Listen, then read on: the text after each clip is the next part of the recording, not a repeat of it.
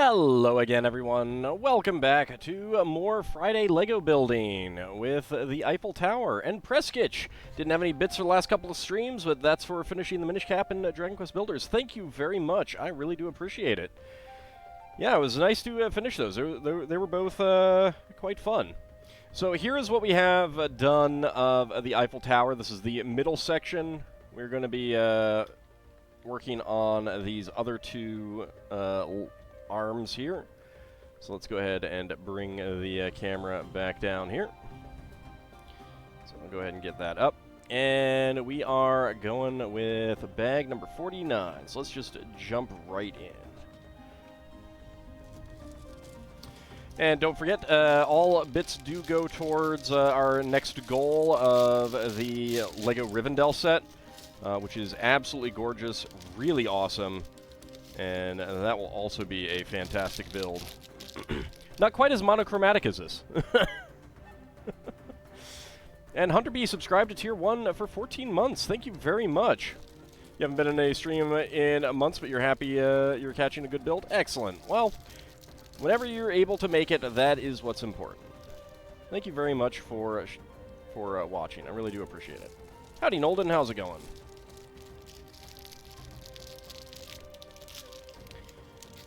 Let's go ahead and pour out our pieces.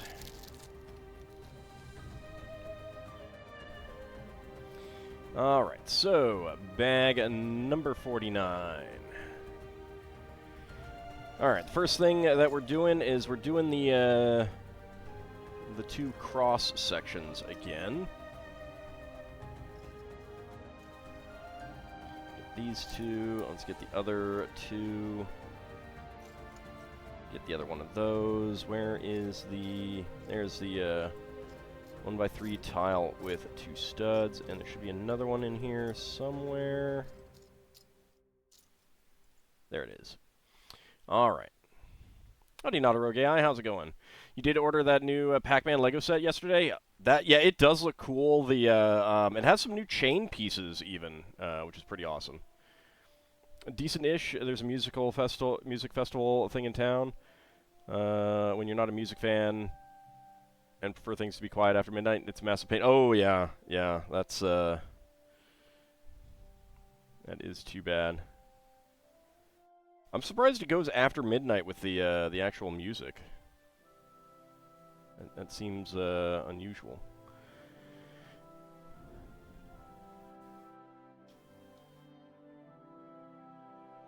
Alright, there we go. Let's get that in there. Let's bring it back in a little bit just to be on the safe side.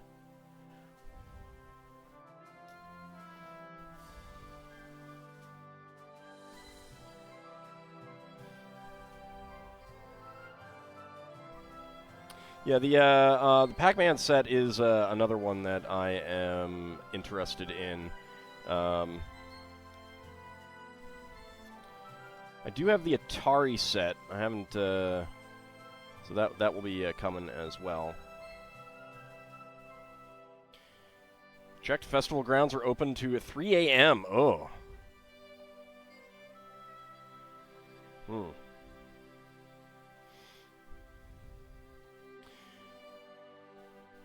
But yeah, the Pac-Man set has some really interesting looking builds in it, and having the chain actually run it, like run the figures around, that's pretty neat. That is pretty neat. Like, they could have just done a static design, but they did not, and that's appreciated. Howdy, Kinshir, how's it going? At least it's only for 3 days, but that is 3 too many. Yeah, especially if your house doesn't like block out the audio very well.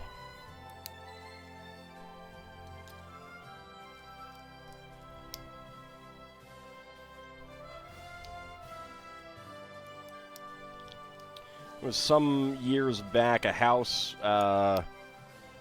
quite a ways away from me, it literally blew up, and I did not wake up for it, so... I'm not kidding about that, too. It literally blew up. Gas line explosion. I don't believe anyone was home. So there was that.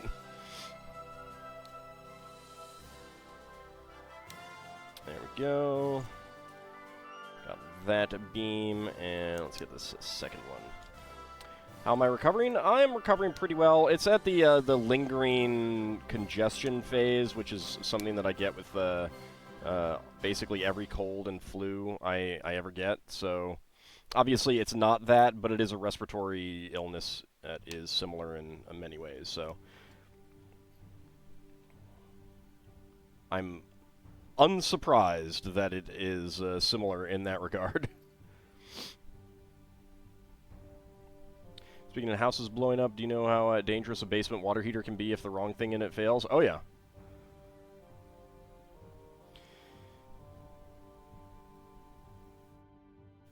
Yeah, ours is getting old, and I think we're going to try to get an electric. Let's see, 2, yeah. Howdy, Sealan, how's it going? Rather than gas.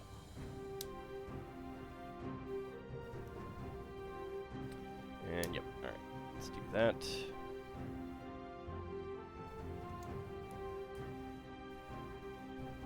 Just played a bit of Bolt Gun. I have not even heard of that. I don't think.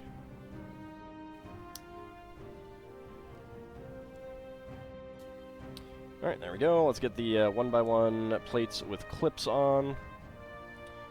Ah, new Warhammer game. That would be why I have not heard of it. I got nothing against Warhammer, I've just never been into it.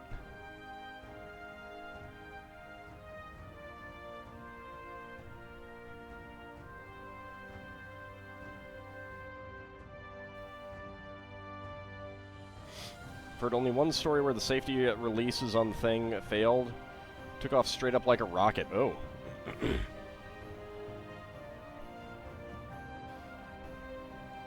That's probably a very rare occurrence, though. I think that you're much more likely to have something either gas-related or just the thing, like, split open and pour water out all over your basement or floor, wherever it is located.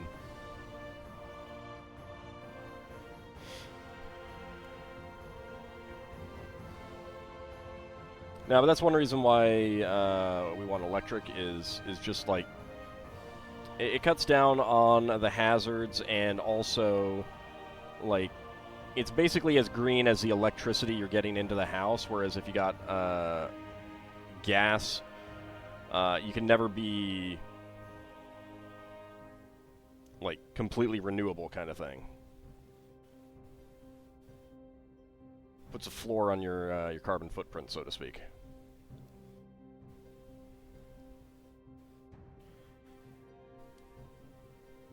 But at the moment, basically everything in this in this place is gas, so it's a process. It's a process. Mythbusters did a myth similar to that. They were able to recreate the water heater taking off like a rocket.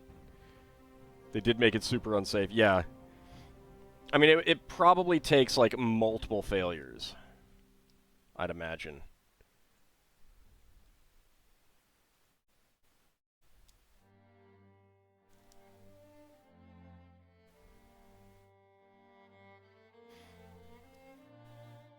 Like, I'm reminded of the episode of Deep Space Nine where the Cardassian techs come on to Deep Space Nine to do a scientific study thing, and they're like, well, here's your problem. You've got redundancies for your redundancies. And and O'Brien's like, well, yeah, what happens if the redundancy fails?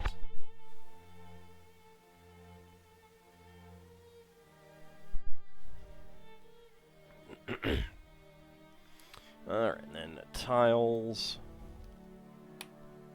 Let's get these tiles on, and there we go.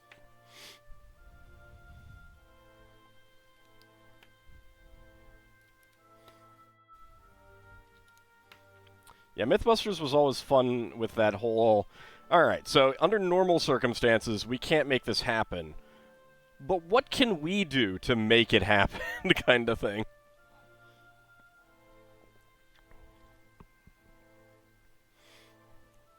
And get to a point of, like, alright, if you gotta do all this to make it happen, then yeah, theoretically it can happen, but it really doesn't. They deemed it plausible, yeah. Plausible but unlikely. Alright, so we got, I gotta make 8 of these.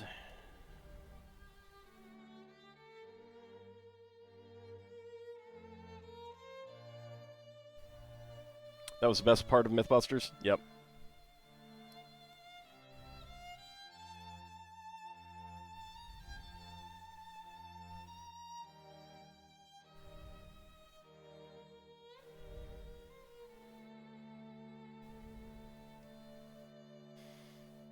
Alright, I got 6, 7.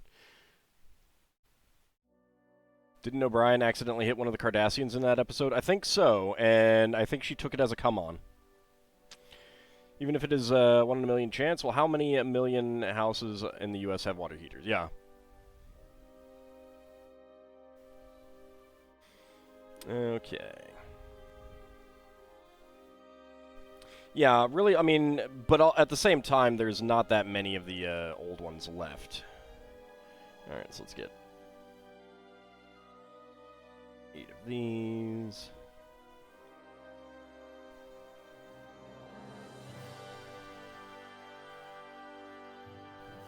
Alright, that's 4. Cardassians take bickering like that as flirting? Yeah, pretty much.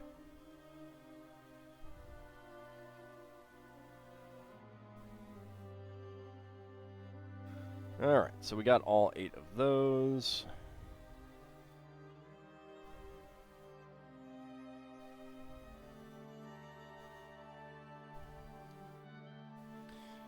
Okay, and get this in here. There we go.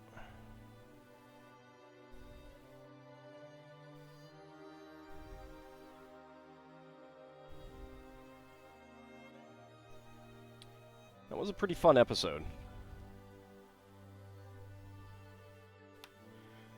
Partly because it had, shoot, the 5th season captain from Babylon 5 as a Cardassian. I can't remember. Lockley, I think. I think that's what her name was.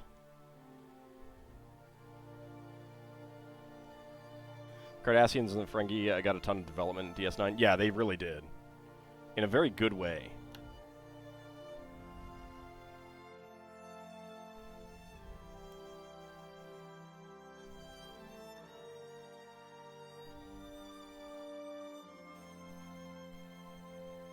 Like, they set up the Ferengi to be, I mean, they're, from a viewer perspective, a comedic element, a comedic race kind of thing in Star Trek. But they're still plausible and you know, realistic. And I've kind of taken that to heart when doing Spelljammer stuff. You know, there's a ton of comedy in Spelljammer, but it doesn't have to be dumb comedy.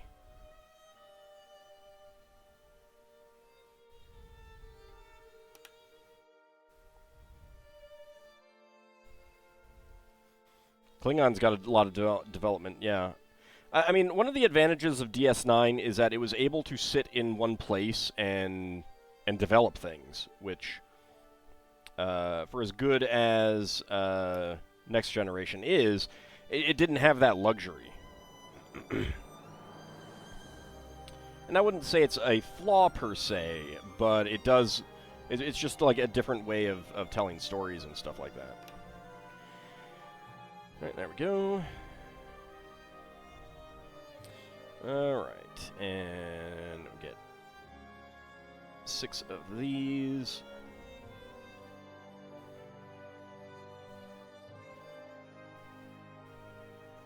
TNG is a journey or Odyssey in format. Yeah. Doesn't stick around one place, so the development tends to be kind of haphazard and comes through a series of occasional viewings of a thing as opposed to kind of a slow build-up.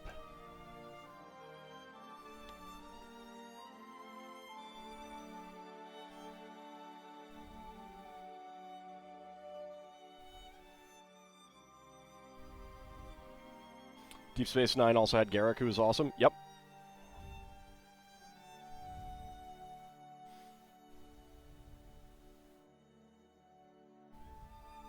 Best tailor in the galaxy. One of my biggest problems with DS9 was just how badly it treated O'Brien, and I understand the reasons why, but it's like O'Brien would have so much PTSD after everything that happened to him. So much PTSD.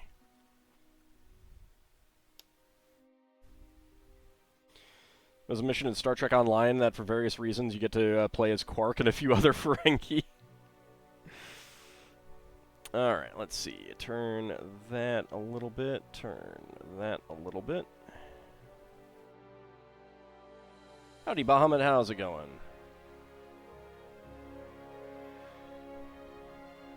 Alright, so that is going to go right here.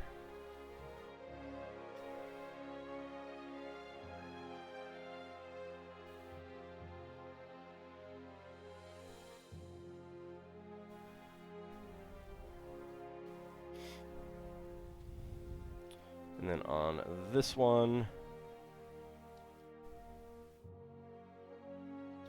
this one right there. There we go. Put that back up there. All right. There seems to be an O'Brien Must Suffer episode a season. Yes, I mean they're on record saying that. Getting ready to level grind a bit. Nice.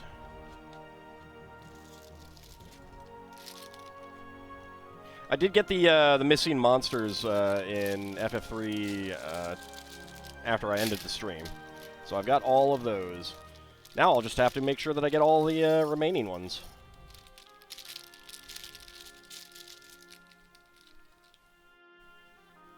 I don't know, honestly, like the O'Brien Must Suffer episodes I tend to skip on rewatches because it's just like, you know, I don't need this in my life. I've seen them.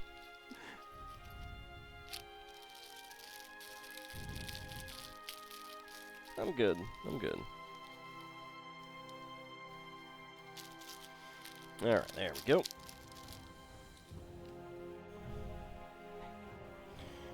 In Star Trek Lower Decks, we did learn that O'Brien is the most important person in Starfleet history. Yeah, I've heard good things about that, and I have not watched it yet. I don't have Paramount Plus, or whatever it is, so that's part of it. Alright, then we get 8 double stacks of 1x6 plates.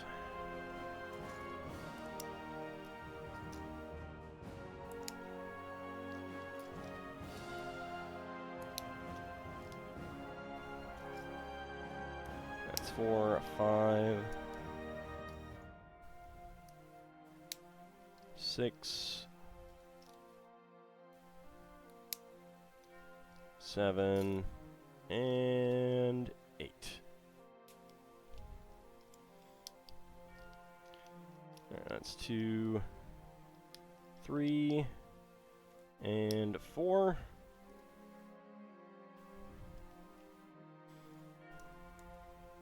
One, 2, 3, and 4. Ferengi and what they were developed into in DS9 are great. Funny, sure, but there's so much more to them. Yeah. But, I mean, and that's the thing, is like it's a serious sort of funny, a realistic sort of funny. While it parodies Star Trek overall, it is done with a love... Yeah, I mean, there's some people that I know who are like, it's the best Star Trek since Deep Space Nine kind of thing.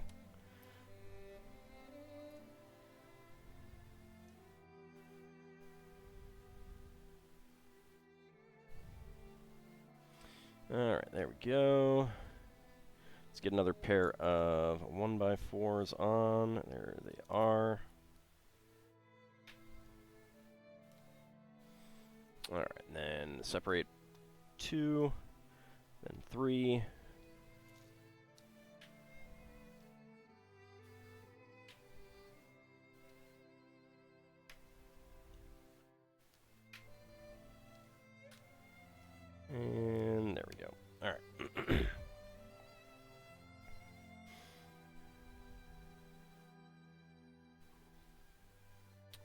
And, of course, I did it slightly wrong. There we go. There we go. Miscounted. And the 1x1 plates with clips. So far, there hasn't been an episode you found to be boring or that you hated. Well, then it like, very explicitly works within canon and stuff like that, rather than just kind of like doing its own thing and stuff like that. That really does make it, you know, a show made with love and care that also cares about its history and the audience and stuff like that.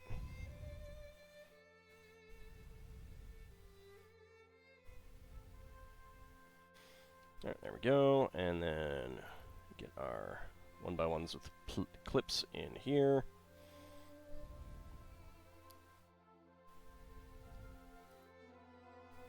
And it sounds like it's made by people who know what Star Trek is, as opposed to think they know what Star Trek is. Alex Kurtzman.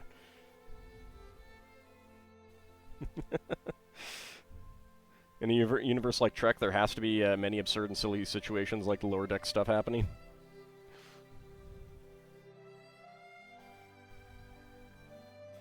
Yeah, a lot of, I mean, there certainly are some comedy episodes in other series. DS9 probably had the highest per capita because of the Ferengi.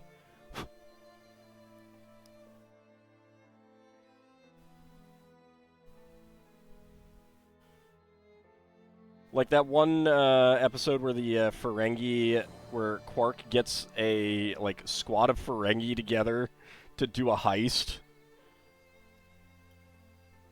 That was a great episode.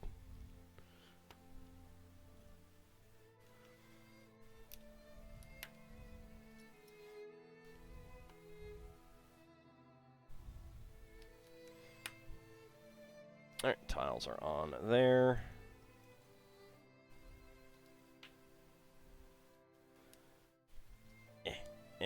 1x8s, 1x6s. There we go.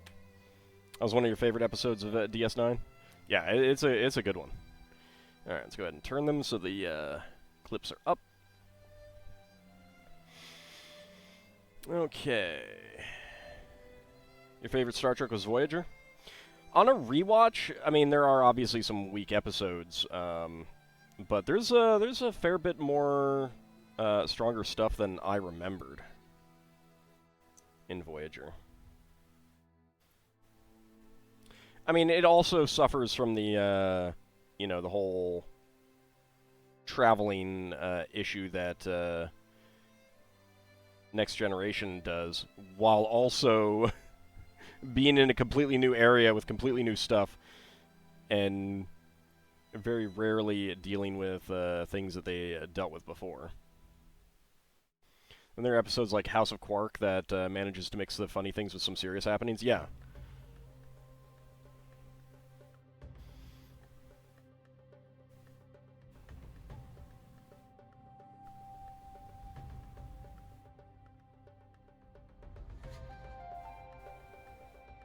Voyager's biggest problem is a case of squabbling writers. Yeah. I mean, there's some other issues it had.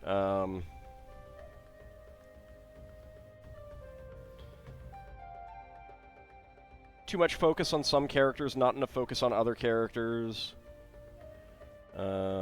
Stuff like that.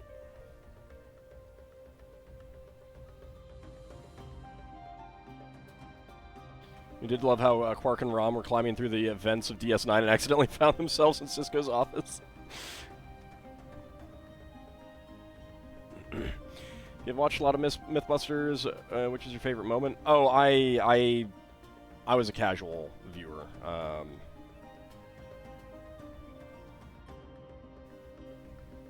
I didn't watch it like regularly. It was more of a when it was on kind of thing, and I wasn't watching anything else.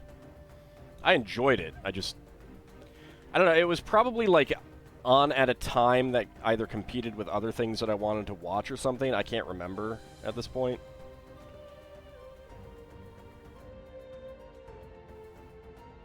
But it wasn't super... I mean, I ended up watching a lot of it, but it wasn't like a super regular thing.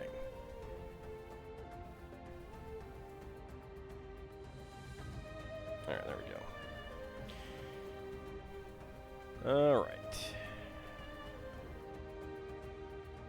There we go, and get that on there. And that is going to go right there.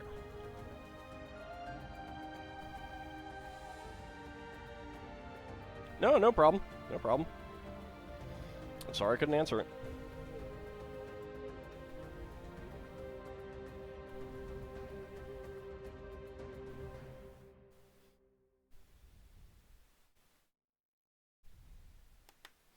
There we go. And the last one.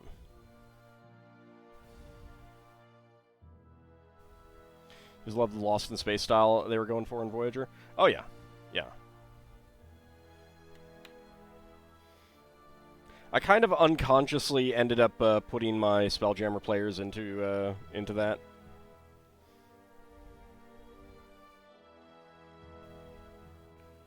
Like, I did the setup and the situation and everything, and then afterwards I was kind of like, you know, I just kind of accidentally recreated Voyager here.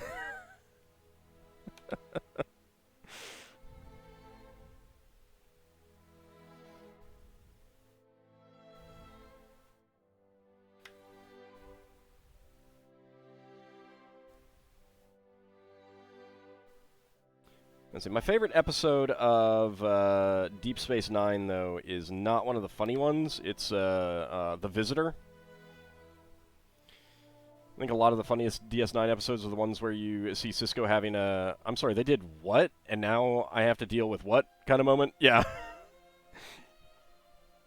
I need to watch, what was the show that he was in before that? It wasn't the, I think it was Spencer for Hire.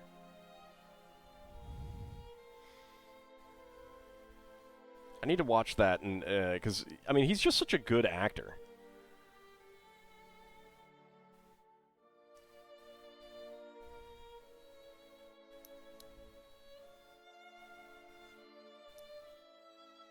There we go, and there we go. All right, we got another one of our fence elements here. How similar the enemy Vandred is to Star Trek Voyager.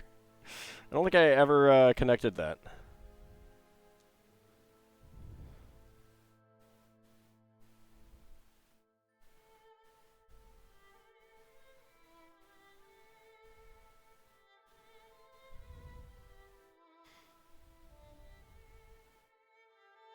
All right, get that in there.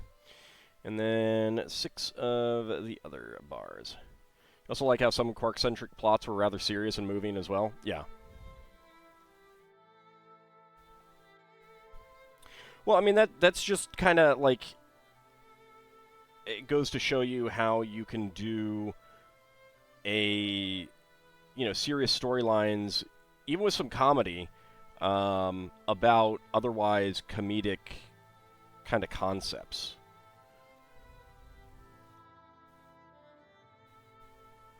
I think your favorite episodes in Voyager tend to be some of the more serious ones? Yeah. Yeah, I would agree there. I think one of the most interesting Voyager episodes was the one where you were entirely following those clones that didn't realize that they were clones. Like the accidental clone creatures.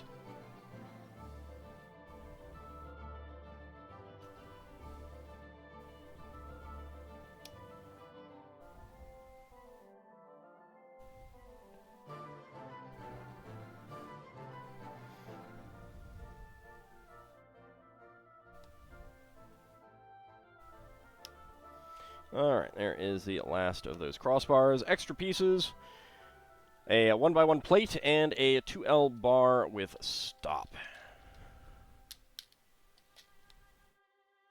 Yeah, but I think that they didn't know exactly what it was, if I remember correctly. Kind of like Neelix as a character. Yeah, that's fair. I was not the biggest fan of him myself, but there's nothing wrong with liking him. They certainly, I mean, there were certainly good storylines with him and stuff like that, for sure. The Tuvix one was pretty interesting as well. Alright, there we go. Got that done. Let's go ahead and move these to the side for the moment. Pull this in. The image steals the show every time. That is true. That is true. Alright, let's see. Okay.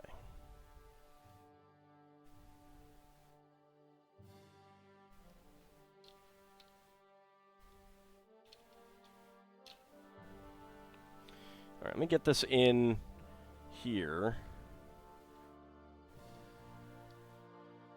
Get this in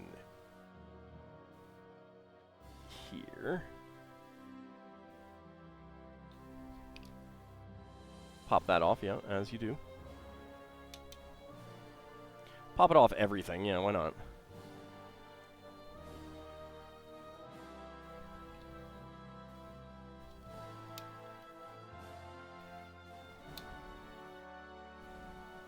Can you clip in there?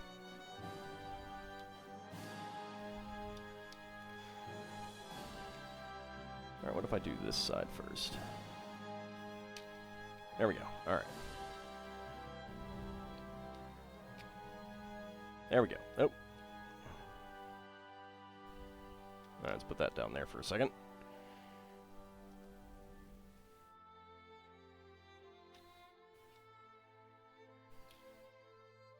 Alright, we'll pop that off. Let me get the plate pushed down.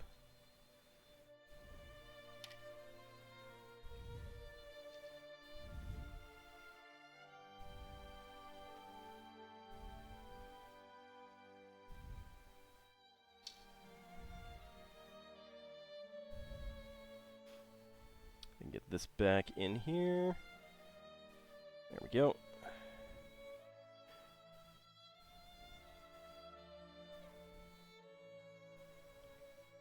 Alright, can I get my fingers in here somehow to push this plate down, make sure that it is pushed down enough?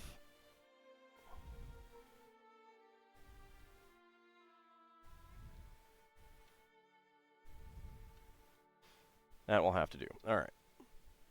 Let's get these pushed through. Get that pushed down.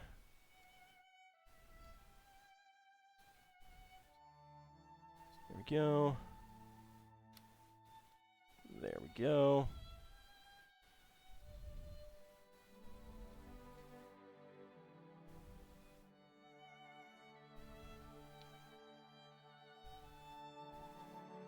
There we go. All right.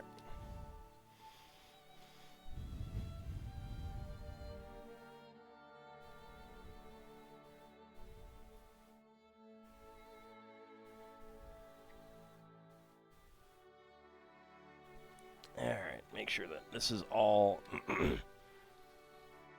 pushed down there. All right. There we go. Okay. That is, that's kind of tight there.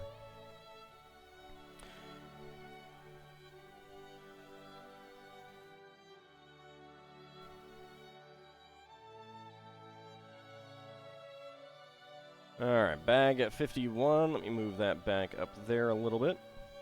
The one that sort of broke your heart a bit was the episode where the EMH discovered the captain and crew had tampered with his memories. That one I vaguely recall. I don't quite remember that one.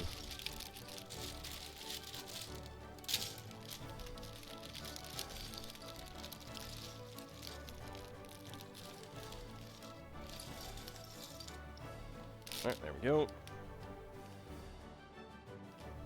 Oh dear. That's on the outside.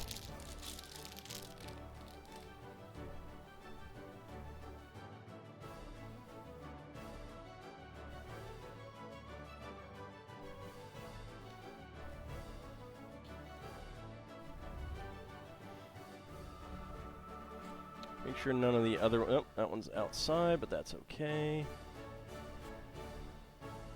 Alright. So I'm going to need to go in and make sure that all of these things are straightened. It's definitely a thing where I'm going to need to, like... Once this whole section is done, I think that'll be easier to handle, but for now... I'm going to leave it as is. There we go. It was where the EMH had done something and was suffering a mental breakdown. Oh, yeah. Yeah. Yeah, I vaguely recall that now.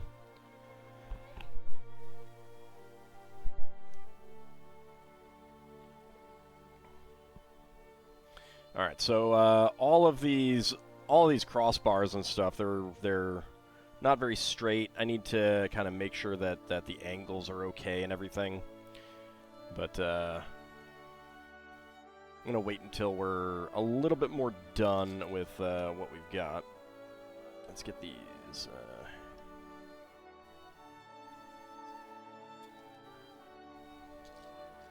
blue 2x10s.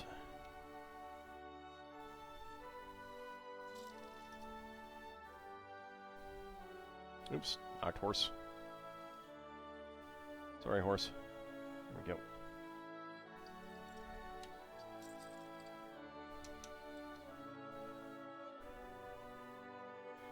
There we go.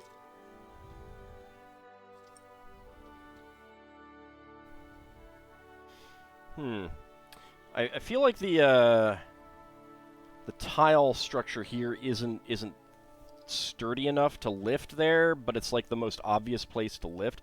Maybe once this is all done, there will be a more obvious place to lift. But we'll see.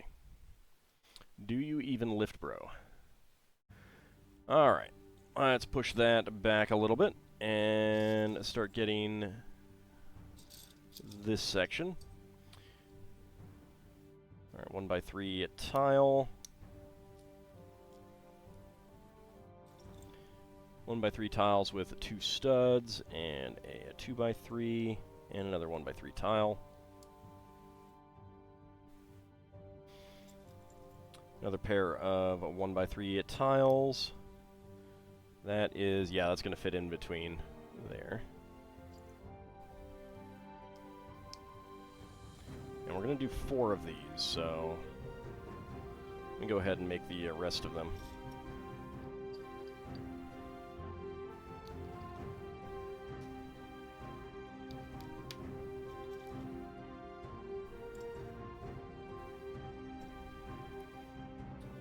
There we go.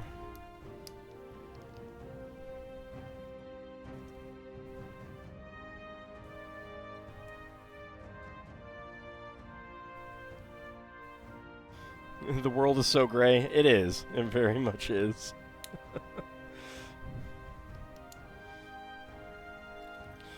I have a pretty cool picture of a very detailed and similarly sized, if not bigger, Eiffel Tower that LEGO had as a store display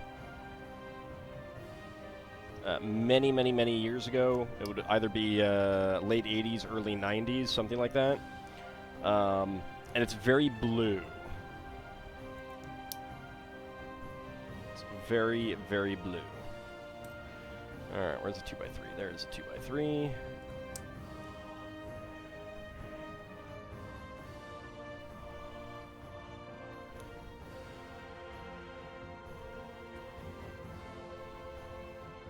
Cannot remember where that is from. You believe it was measured that the average color of the universe was a kind of beige?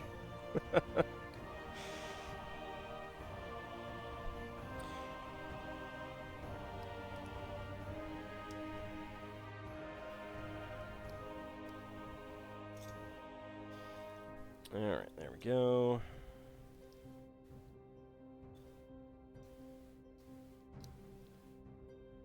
Next one, and the fourth one.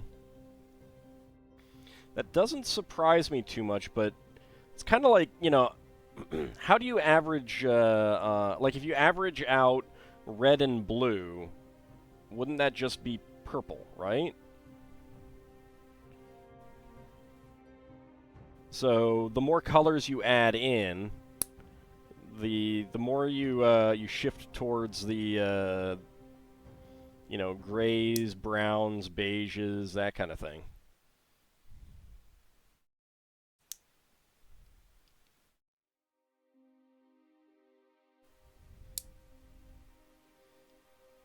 There we go. Alright, next up. 1x2 bricks, 1x2 plates with 2 arms.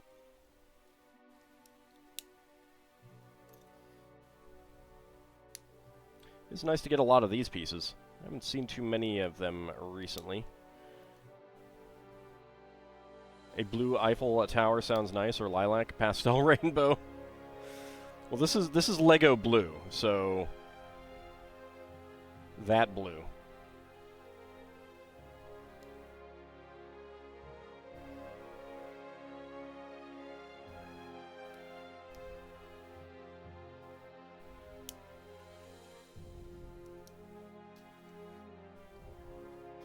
Alright, there we go. Then get the 4 arm pieces. I'm going to have so many of these things. I don't even know what I'm going to do with them. Depends on if it's light, if it is light or pigment colors. All colors of light combined to white. All colors of pigment combined to a dark brown. Well, if you're talking about the average color, then I would assume you're not talking about the average light. Like, I would, if you're talking about light, I would think that you would say the average color of the light.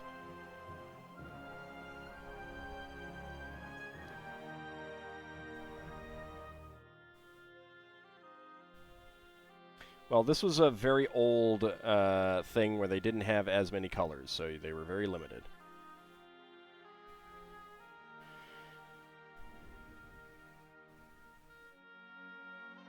Alright, there we go.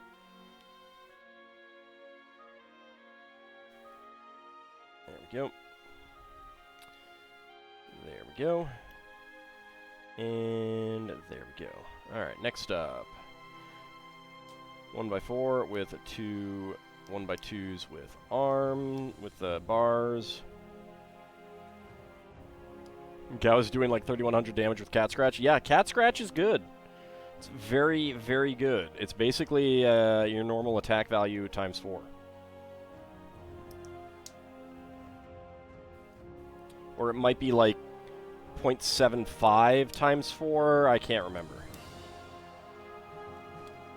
But it is really, really good.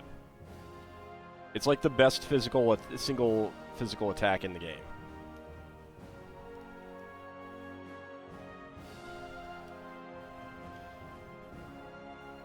So you boost up his strength, and he's going to do even more damage. It's definitely 4 times, but I'm not sure if it's 4 times 1 or 4 times 0.75. I think it's 4 times 1, but there's other things that are similar that are 0.75, so I'm not sure. Alright, let's get this on.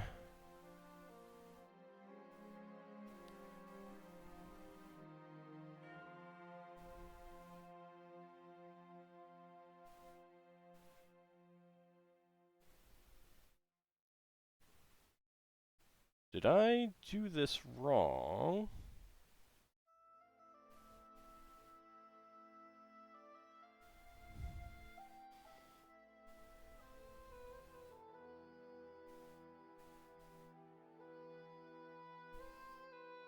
Oh, no. I'm looking at... I'm looking at the side of this as the front, not the actual image front. Okay, that's why. Yeah, here's the studs. My bad. I was like, wait a second, did I do this whole thing wrong?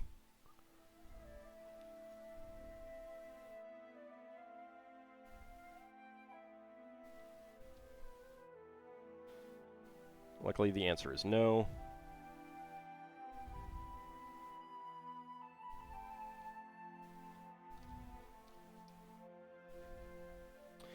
I'm surprised that there aren't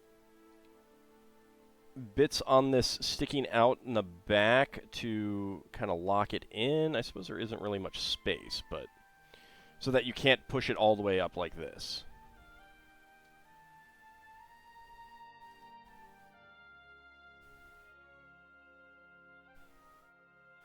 You know what? Let's actually move the camera.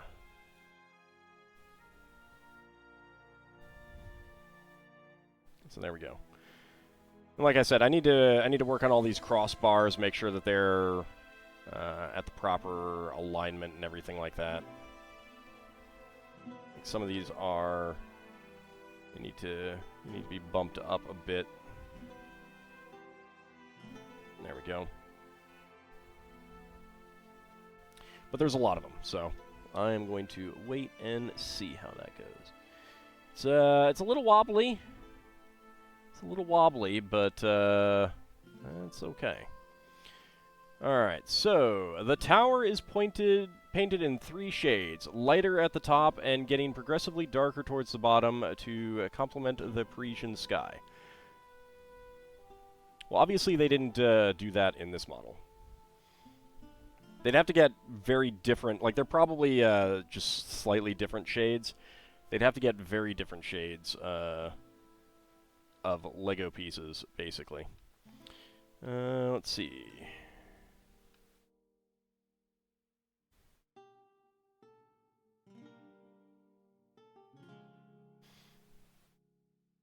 Alright. Okay, now time to build the very tippy top. Tippy top. That's gonna be tall. Tower probably gets more stable with the top structure on. Possibly. I don't know that, because it's gonna rest on top of this.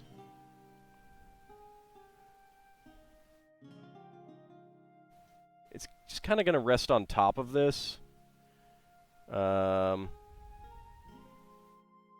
noticed that with the new large-scale minifig set that's coming out soon, they basically do the same thing where they invert some pieces and then have them stick up and have more stuff just sit on it, which is actually a pretty good idea. But let's go ahead and put that back. And we'll get out bag number 52 and get started on the tippy top. And by the tippy top, I mean like the last half of the height.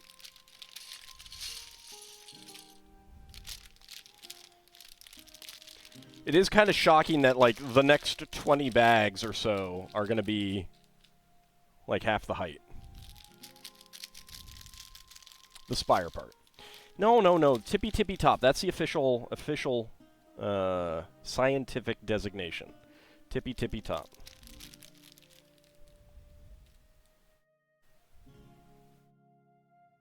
How do I manage to stay up with all the new Lego releases? There's websites that talk about news. That's a little red thing at the top. But the tippy top includes everything below that. It's time to get vertical. I mean, you know, it's like, how do you stay up to date on any kind of news? You just find a website that talks about it. The cherry on the top then. There you go. Alright, 1x3, 1x1 with 2 studs, a corner plate, 2x2 corner plate, and a 1x8 plate.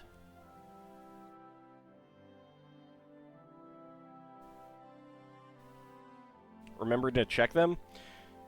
So remember complaining about me having too many tabs open? I think it was you.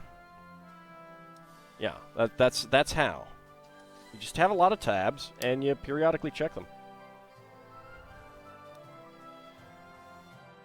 Like, my morning routine is basically, like, Okay. Let me check my D&D forums. Let me check my email. Let me check my comments on YouTube. Let me check my...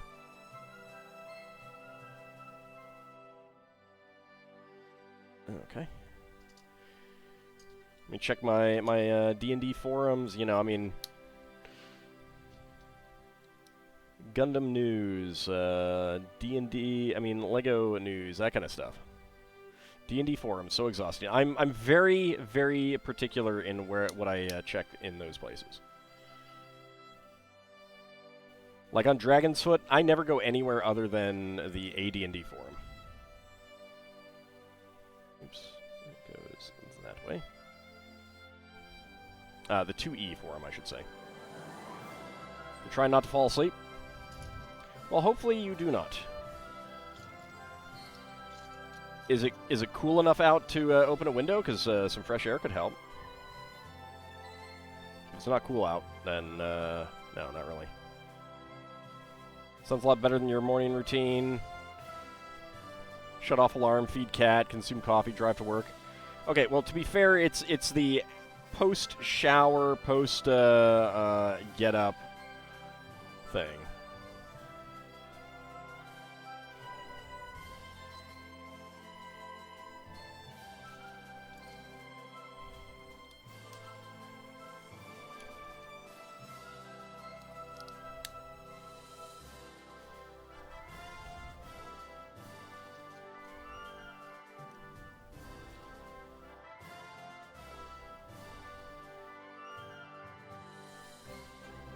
Oh, whoops.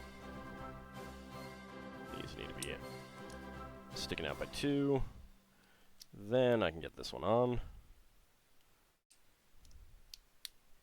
There we go. The cat is the alarm. Well, depends what time you get up. How does one shut off a cat? I think the answer is feeding it.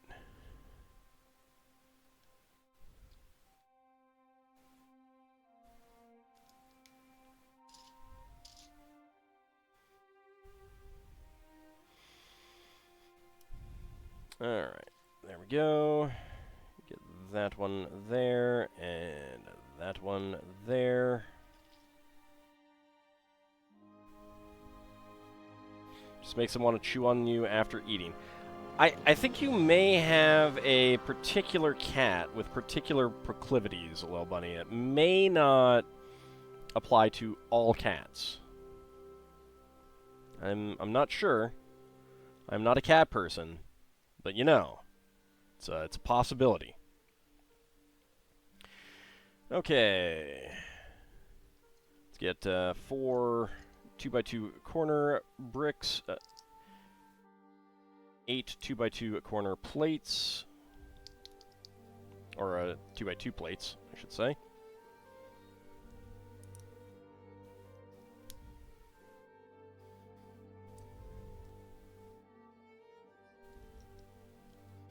And then the 1x1s with 2 corner studs.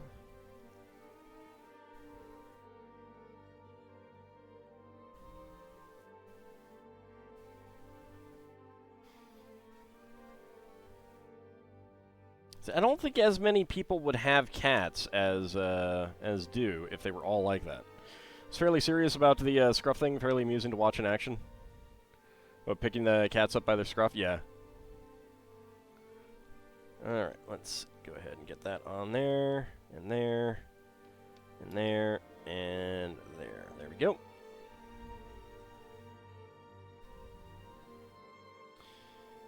Alright, next up, we get a 1x14 Technic brick. 2 corner bricks in dark gray.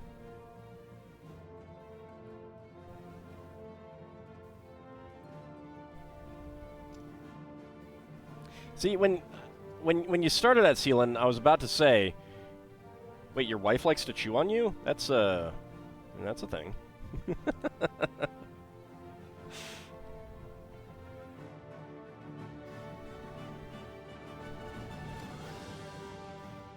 There we go.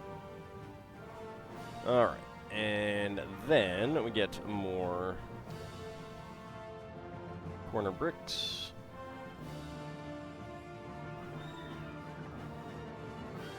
And 1x3s. Let's see, 4 studs apart.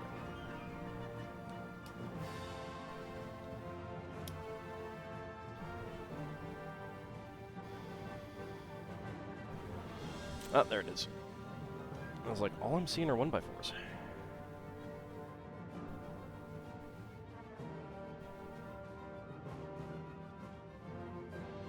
Alright, 2 1x16s.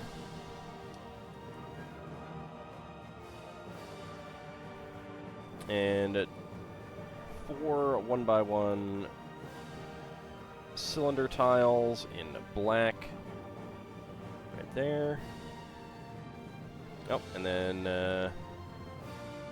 get more that are spaced apart.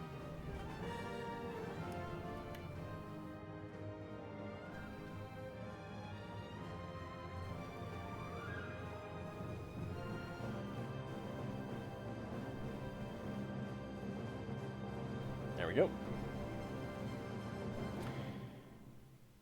Alright, double stacks of 1x1 plates. And a 1x4 brick.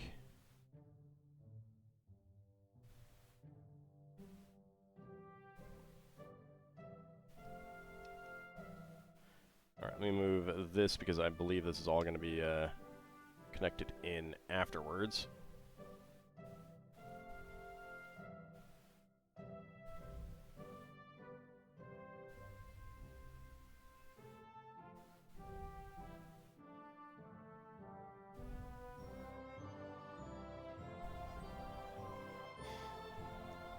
Just wanted you to watch him eat. Maybe he just wanted you to know that he ate, you know, so you weren't worrying about him. I don't know. I don't know anything about cats, really.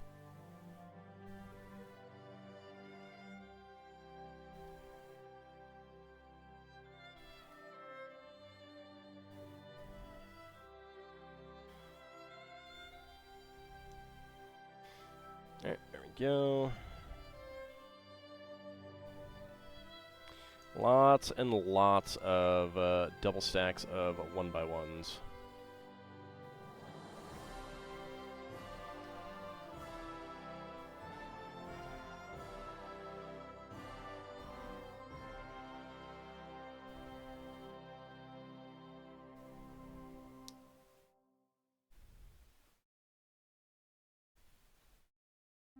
There we go.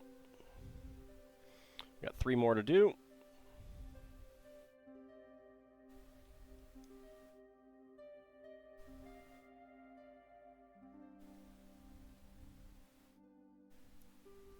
Or 2 more to do, I think I meant. And there we go. Alright. So next up, we turn it.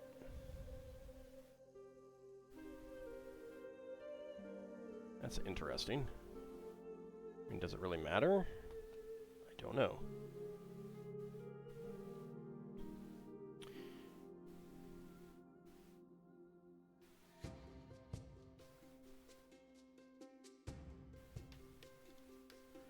Alright, there we go. Got that on.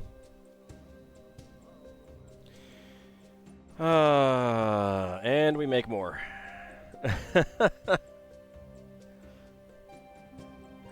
Gonna have a huge, absolutely enormous surplus of gray pieces after you dismantle this thing? Oh yeah, oh yeah.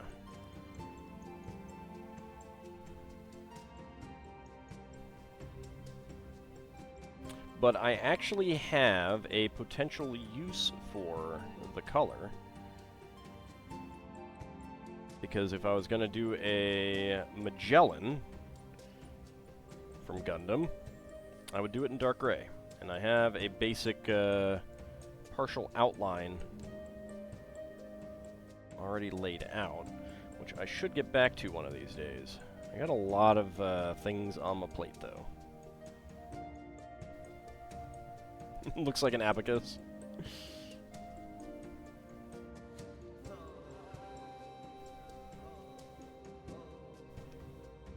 There we go.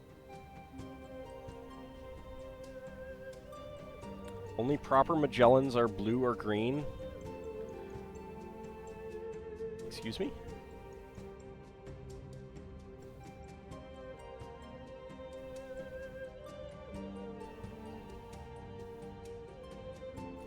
I mean, this is called dark bluish gray.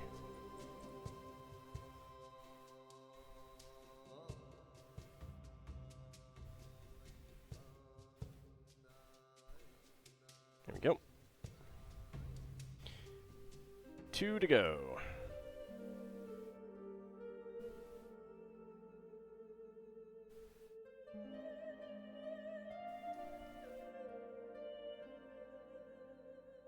There we go, and one more.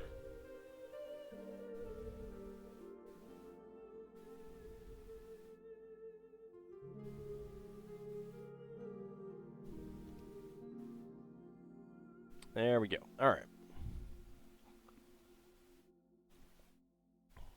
So one spare piece, a black 1x1 cylinder tile in black, obviously. All right, bags 53 and 54. I think that we are going to hold off on that. I'm going to put that up there because I think it's time for some minifigs.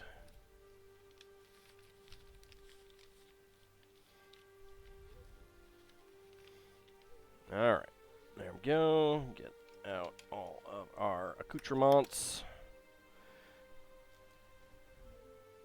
Pepper Girls? Maybe Pepper Girls. Yeah.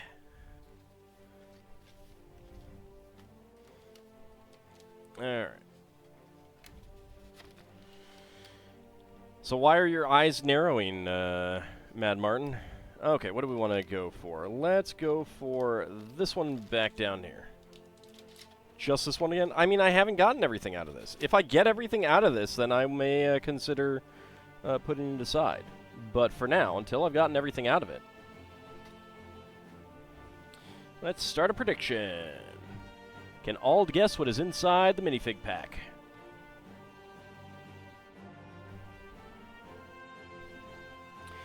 Alright, so we have gotten the Fright Knight, we've gotten the Bather, we've gotten the Robotics Lady, we've gotten the Mummy Queen, we have gotten the Dog Walker, we've gotten the Pizza Mascot, we have gotten the Gardener, we have gotten the Mountain Bike Lady, we've gotten the Rainbow Bear, and we've gotten the Rugby Player.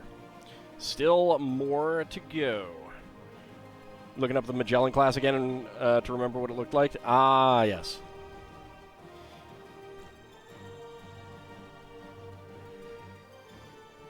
It's an interesting one.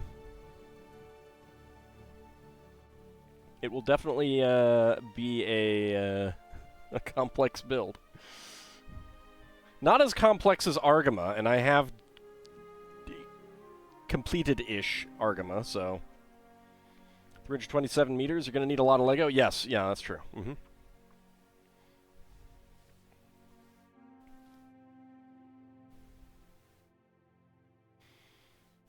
Debating if you should give Terra strength bonuses. She's better at magic in the first place, but everyone should get strength bonuses.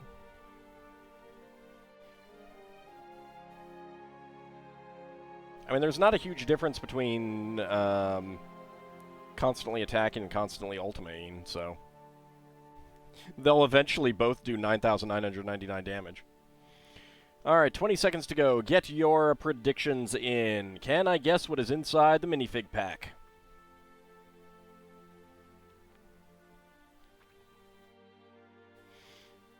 And true enough, indeed.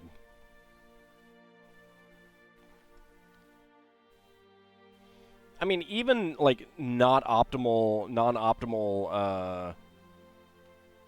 leveling, but still trying for it, is gonna do a pretty good job of maxing out your damage anyway, so.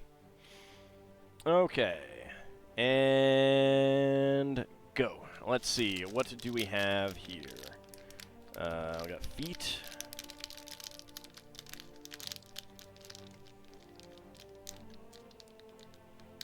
Alright. 12.8. I do believe we have another Fright Night. Which I'm okay with. I like the Fright Night.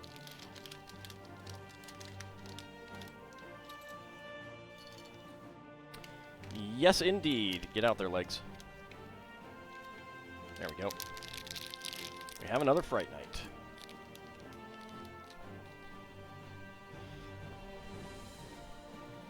Okay, that was 12 seconds, so let's go with it. Within 20 seconds, complete that prediction.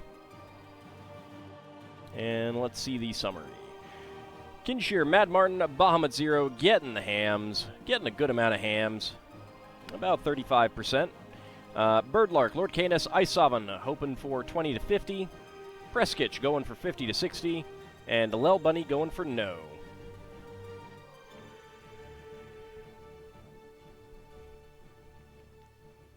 Almost doubled your hams. Nice.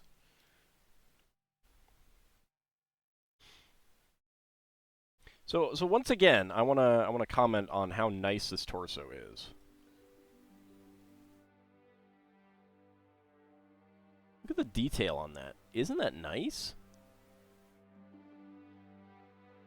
It's a really nice chainmail torso, and it's actually kind of a shame that it gets covered up by armor. But the nice thing is that you could always take a boring old plain armor piece and put that on. And there's only one face on our Fright Night lady.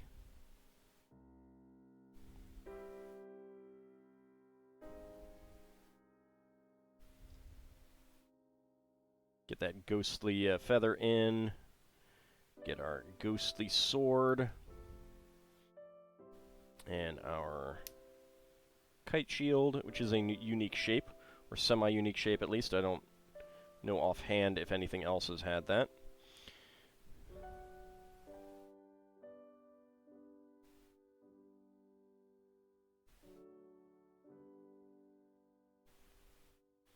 It's one of your favorite minifigs just from the detail and color? Yeah, it's really nice. I love the trans sword. The face is good. The callback to the Fright Nights is great. Having an armor piece, the classic helmet. It's all very, very good. And we get an extra sword and an extra feather flame. Also very, very cool.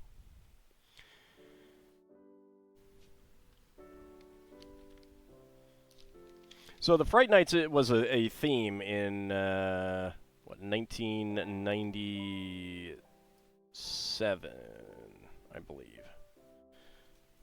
That's why it's a callback to that. I mean, by that token, you're saying that a Rainbow Bear theme would also be sustainable? Like, I'd have to go back and see what people were saying about the minifigs that were available, but like going back to the yeah, it was part of the Castle line. Going back to the previous series, there were a lot of like, let's see, here it is. Like people in my local LEGO group were talking about finding tons of these figures, like when they'd go in and feel the bags and stuff like that. So, like, just because there's a minifig in the set is most definitely not going to communicate that there's a sustainable theme there. Like, a lot of them are just they're done, and some of them are gonna hang around forever.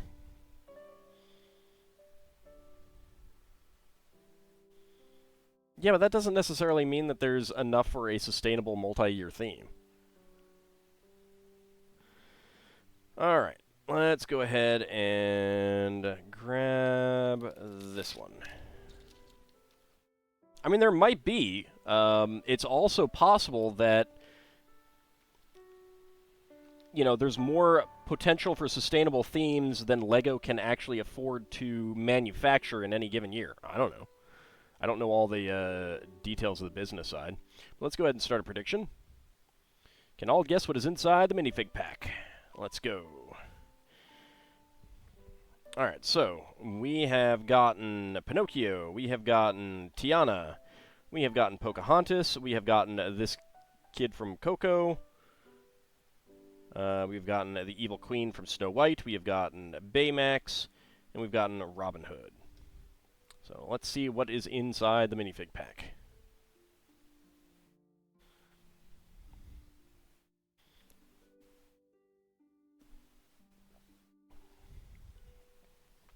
I mean, the fact that there's a lot of things that have a monstrous inclusion more speak to that there's an interest enough that to have a monstrous inclusion kind of thing that might spur a few extra sales. Wouldn't necessarily mean that there's enough for sustainable themes of it. There's like a 10-point difference in Terra's strength and magic stat. Alright, a little bit under a minute to go. Get your predictions in.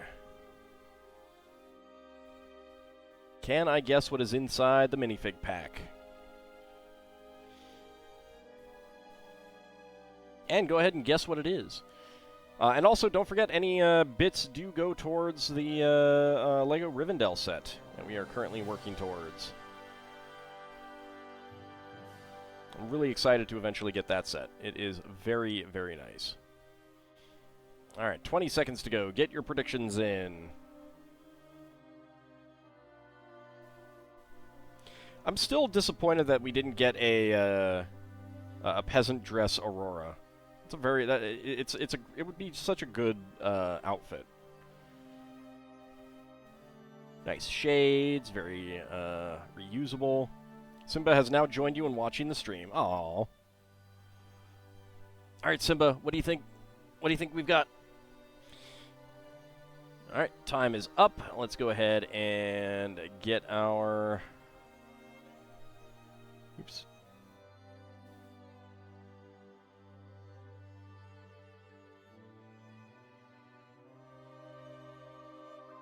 All right.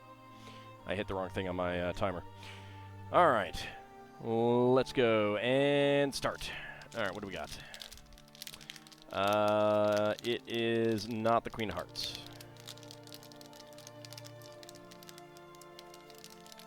That is a torso. What is that? What is that?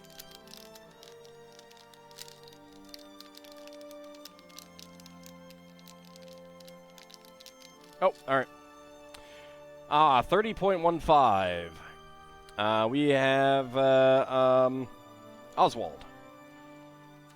I finally figured out what I was feeling. It was like I was feeling one ear and the head, and I was like, "What the heck is that?" It's not one of the guitars. And then I felt the other ear, and I was like, "Oh, yeah, okay."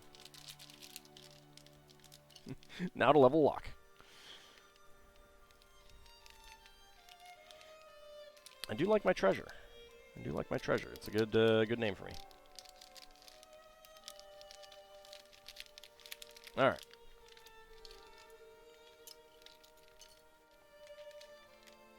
Get out, legs. There we go. And it is indeed Oswald. All right, let's choose that prediction. That was 30.15. So, 20 to 50, complete that prediction. And let's see. All right, Lord Canis, Birdlark, and Iceoven getting the hams. About 6 times what you put in. Very, very nice. Kinshir, Sealand Mortar, Bahamut Zero, Mad Martin going for within 20 seconds. Preskitch going for 50 to 60, and Lel Bunny going for no. Hams, delicious hams.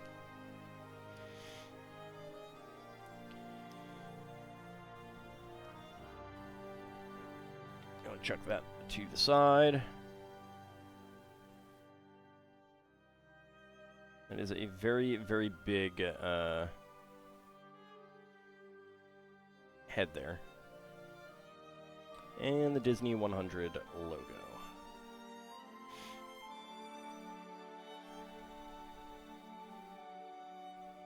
Alright, so there's Oswald. There's the head. It's pretty thick, which is nice. There's his little clapper or whatever that thing is. What is that? Act 2, Take 1. Oswald. And there's his little tail there. He's got shorts. Now the nice thing, like, the torso can't really be reused too well, but the legs can just be like blue pants, jeans, and black boots. So that's pretty neat. And that is Oswald. There we go. Need to be worse at this? Need me to take some more time? I mean, I'm sorry I'm so good. It's not my fault.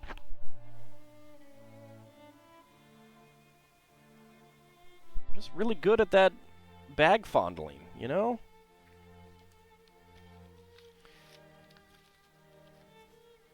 I mean, don't worry. They're going to be coming out with boxes soon. I have no idea how I'm going to be able to do that. Alright. Okay. Let's see. Which one do we want to go with?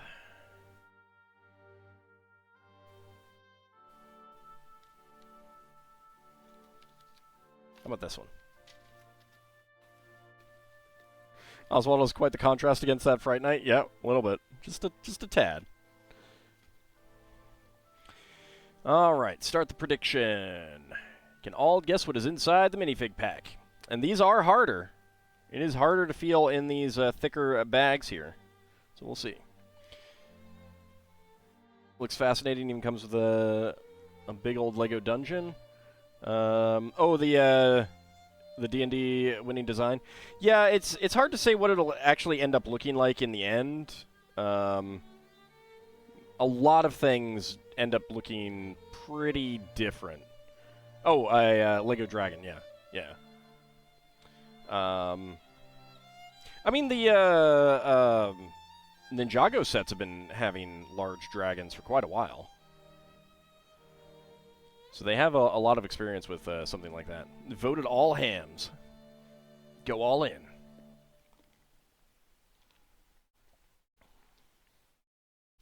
That's the only way to win. It's the only way to win. Alright, about a minute to go. Get your predictions in. Can I guess what is inside the minifig pack? So, we have still not gotten the Yuppie and the Surfer. We've gotten everything else in here. I forgot to mention, because of that Super Robot Wars playthrough, you found a Blu-ray collection of Votoms and ordered it. Nice! You'll have to let me know what you think of it. It's good stuff. It's good stuff. There's one episode early on that's not good, but you'll know what I'm talking about when you get to it. But it was also like 1983, so yeah. All right, about 15 seconds to go. Get your predictions in. Even the best shows tend to have stinker episodes. Yeah. And, I mean, it does also have multiple clip show episodes, because there's 4 arcs in the show, and basically each arc ends with a clip show. So,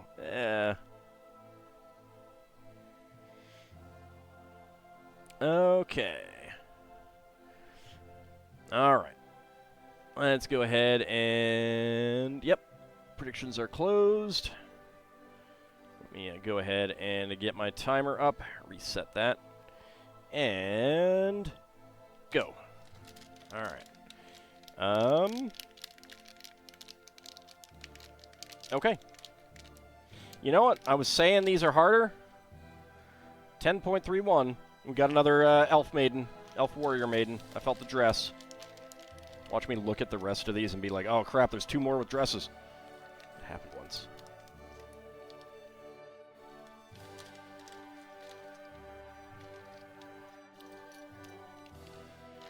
There we go.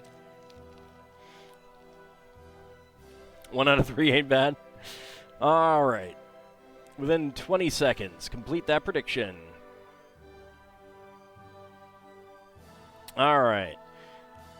Bahamut Zero, Kinshir, Cetria, getting the hams. A nice amount, too. Well, really for you guys, 50% more than you put in. Emerald Glow, Birdlark, Mad Martin, Lord Canis, Ice Sovereign going for 20 to 50. Preskitch going for 50 to 60. And Lel Bunny and Seal and Mortar going for no. Darn dress costing you hams. Yeah, the dress. And it's the old style dress, which actually makes the ladies taller. Yeah, I'll put her on next to it. See? Makes the ladies taller.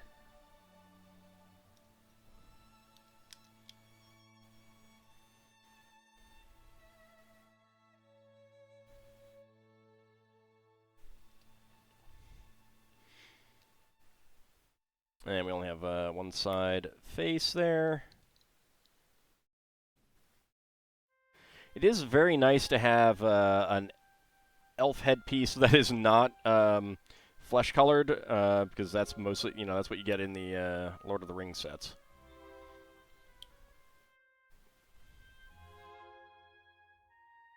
Since you lost, the only explanation is Ald pre-fondled the package.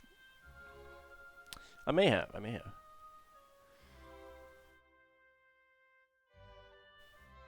see. Nothing on the back of the torso, but I like that that hair design and the little braid there. Got some metal sleeves.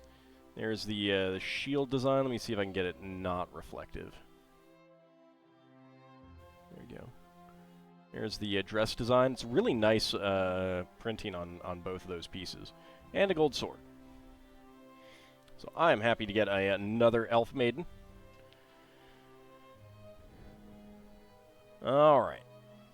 That is going to wrap up our minifigs for the night. Put the Oswald head on the elf maiden.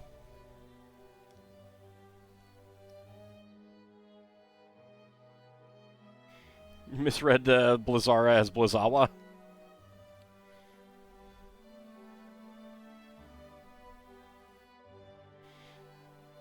I mean, like, you could do a minifig like this as a, like, someone in a costume kind of thing.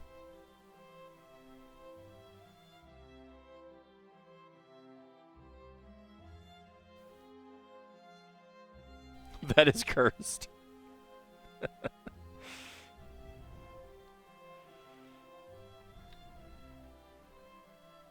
Alright, there we go. And another elf maiden has been found. Very nice. Okay.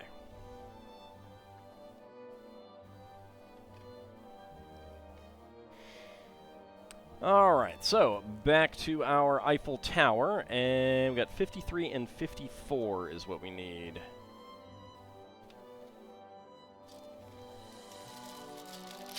There's 53. And there is 54.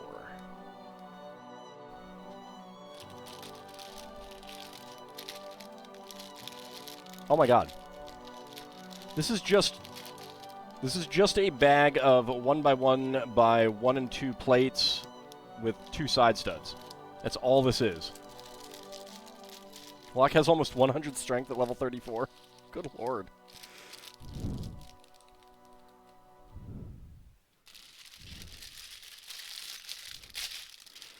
Really turning him into a murder machine there. By Galoob. Alright, let's go ahead and put all of these plates to the side.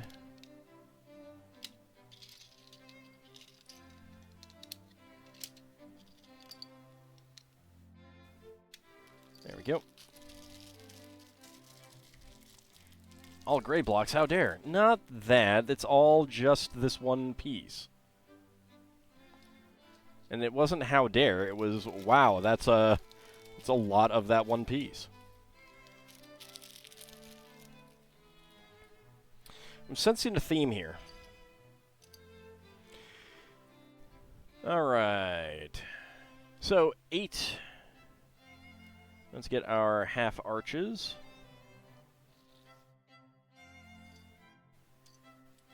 That is 6, 7, and 8.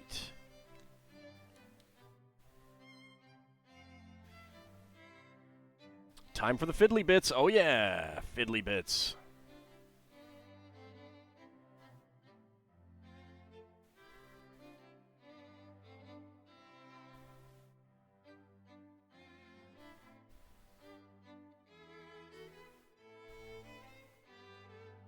There we go.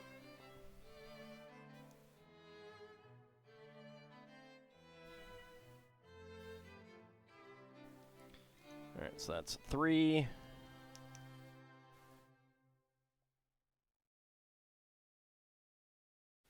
And 4. And 5.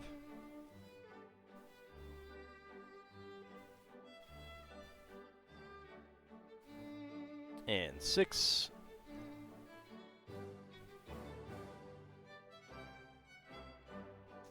And 7. I mean, Bahamut, at this point, he's only level 35.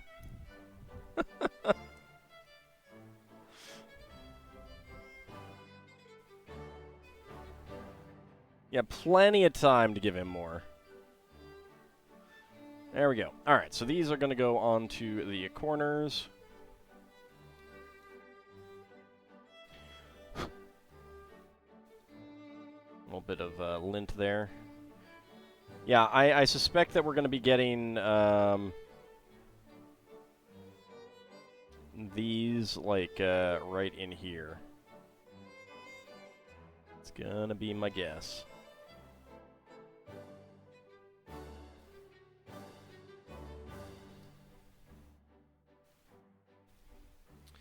There we go. There we go.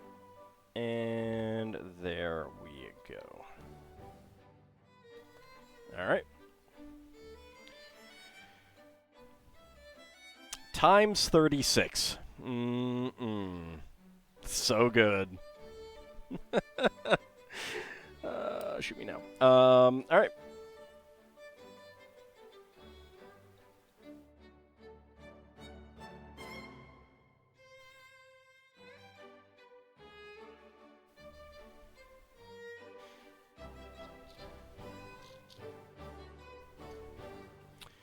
One casts re-raise on Ald. Oh, wow. I say shoot me now and you cast re-raise on me. That's some meanness right there.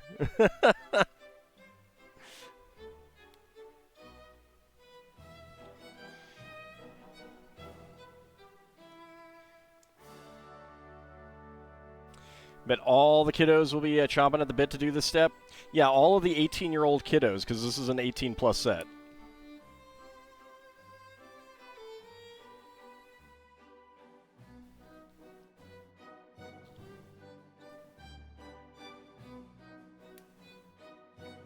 Protecting me from other people? But I'm saying put me out of my misery, and you're like, oh no, no, let the misery continue. I'm just teasing you, man. There's 4. Let's see, how many to a side?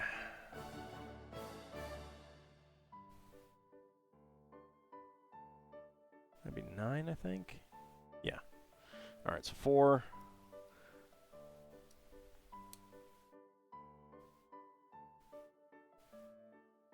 Misery loves company.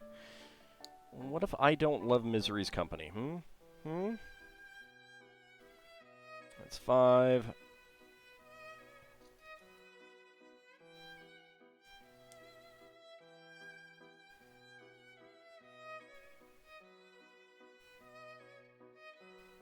That's 6.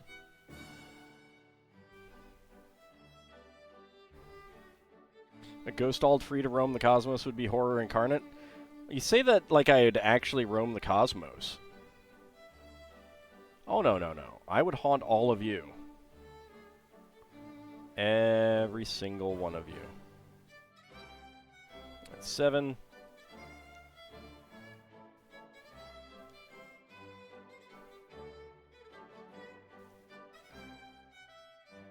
That is 8. Misery is never ending. Sisyphus punishment meted out by Bahamut. Yeah. Character idea: a necromancer that is afraid of blood. Like, are they a necromancer because their goal is to stop blood flow?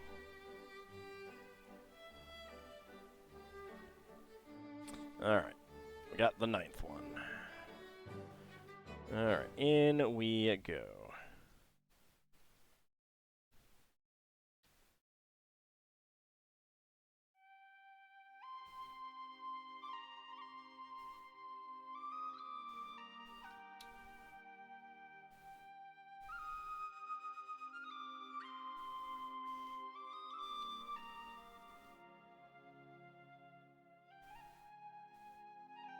I mean, don't get me wrong, that is going to look great when it's all said and done. But also... Oh my god.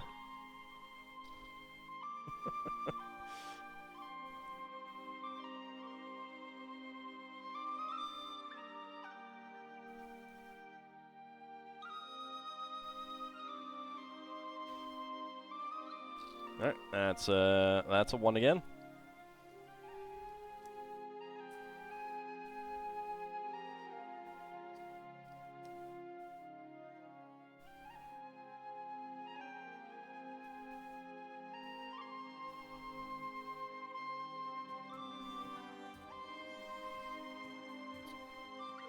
I'd get sidetracked once I got to Zerfall and just stay there for his life.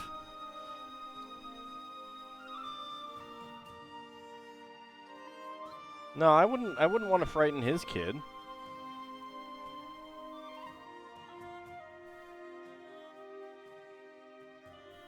There's 3.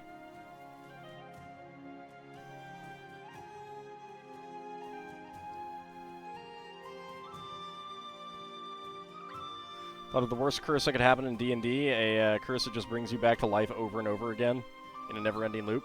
Yeah, it would definitely be one of those things where it's like, yeah, this is great, until someone else discovers that you have that, someone who doesn't like you.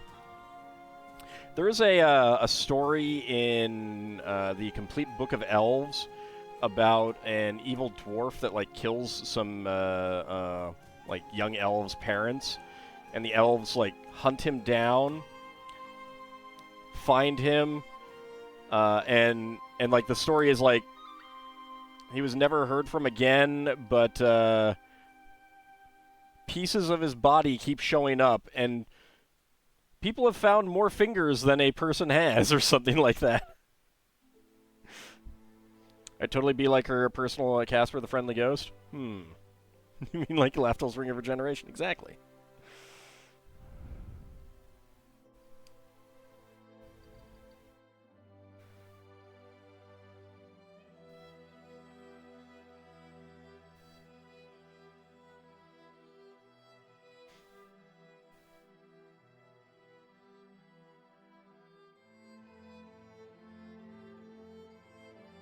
Basically, they put a Ring of Regeneration on him and just keep cutting off, like, body parts, letting them regenerate.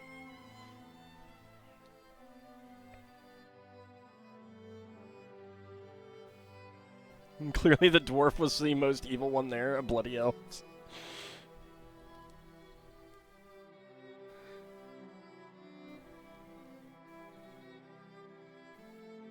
Well, I mean, he, like, murdered the parents in front of the kids.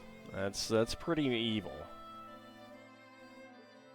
I'm not saying the kids didn't turn evil, but you can at least understand their vengeance. Alright, let's get these on.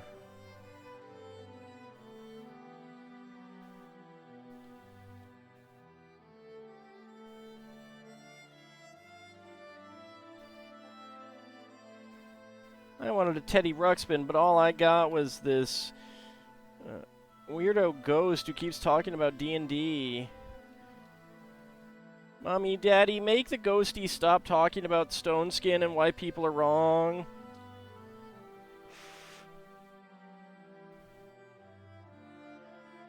Oh, it is, like I'm saying. I mean, I'm not saying those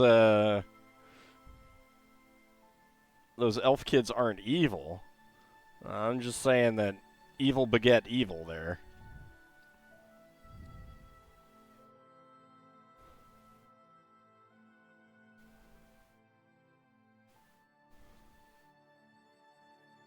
Mommy, Daddy, what is stone skin, and why does this ghost keep telling me that everyone's wrong about it?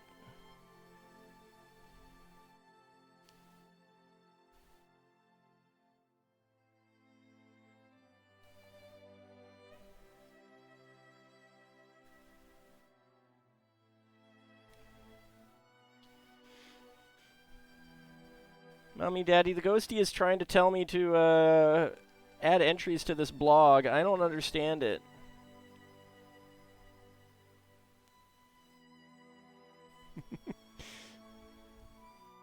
Your sister had one of those? I think most kids, my age at least, wanted one.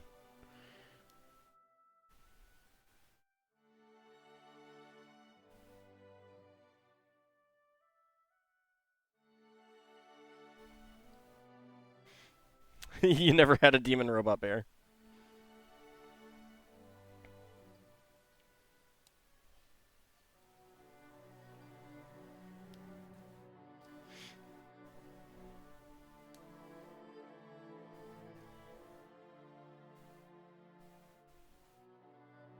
If you ever end up running the campaign again, you have your mad murder villain ready to go. A mage casts transmute flesh to stone, stone to mud, mud to stone, and stone to flesh in succession on his victims.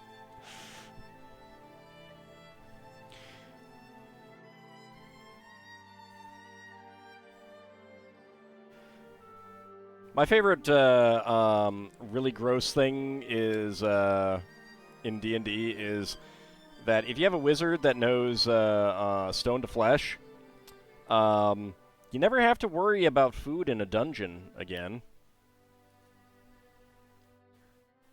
I don't know if it would be good food.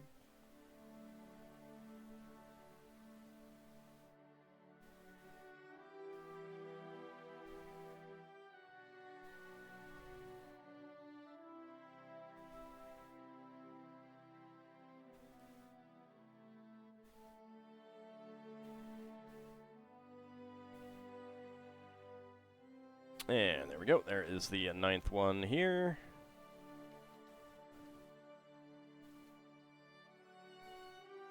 Flesh cakes is how good wizards go mad. I mean, it's not cake. It's just undifferentiated meat. You could probably turn it into sausage. Probably not in a dungeon, though. Is D&D just a nightmare fueled by horror? Let's just say that it can be.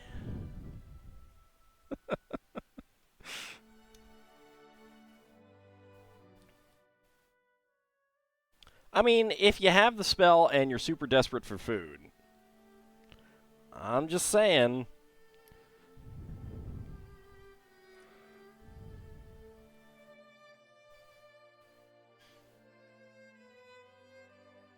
Alright, we need to sneak into this castle. How do we do so? I have a way, but you're not going to like it. It involves stone to flesh. What? But no one's petrified? No, I know. You're right, no one is. Oh.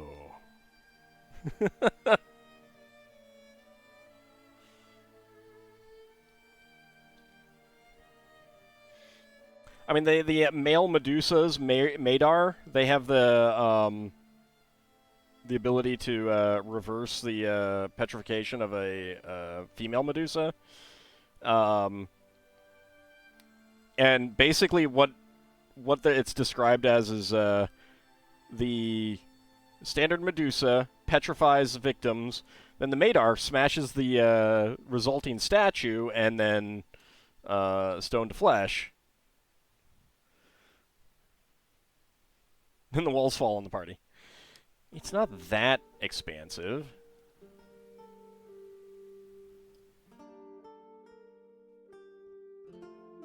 Polymorph any object, and you could literally zap a charging Minotaur into cheese. Oh, yeah.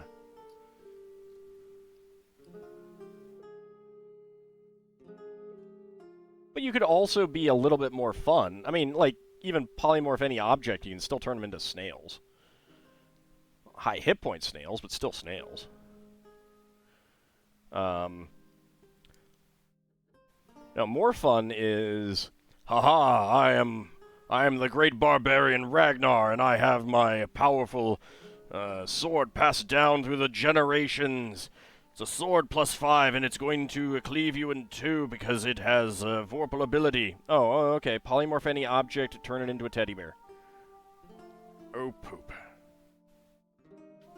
Turn it into, or even better, turn it into a squeaky toy.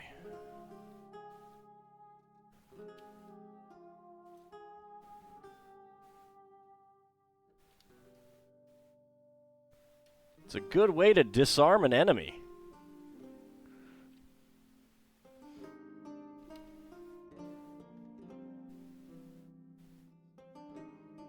Alright, there we go. We got all of those parts. Alta's just Monty Cook. No wonder he doesn't want mages balanced. Turn it into a wet noodle. Alright, then 16 of these facing in. I was wondering if they were going to do that. So the studs are on the inside, so we get a solid exterior.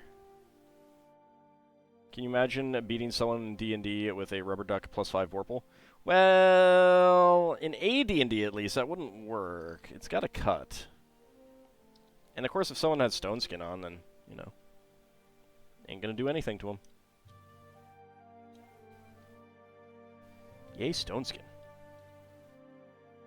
Did you guys know that people constantly get that spell wrong? I wasn't sure if you guys were aware. Do I still have feeling in my fingers after all that? Oh, yeah.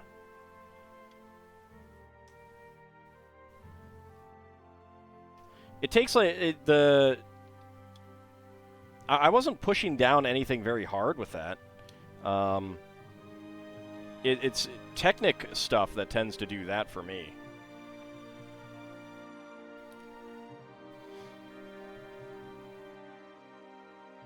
Alright, Bahamut, have a good rest of your day.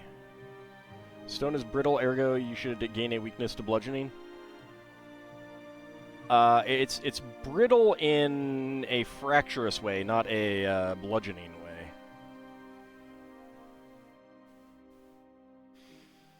Okay, then we get the 4 3x3 plates with angled corners. I think this is where the apartment of Eiffel might be located, but I'm not sure.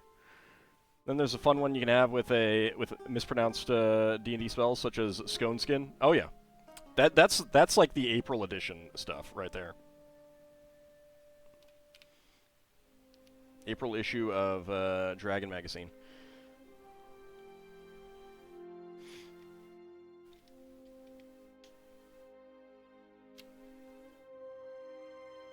There we go. Pelf's Rancid Arrow, Macho's Uncontrollable Hideous Belching. Alright, and then we pull out these.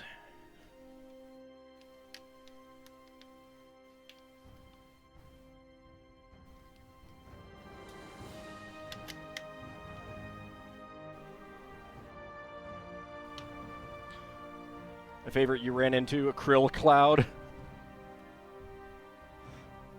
else acid reflux. That's mean, though.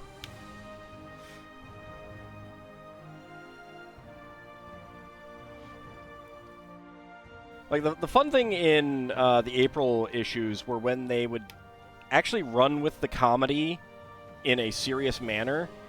Like, that's one reason why I like Macho's Uncontrollable Hideous Belching, Hallucinatory Moraine,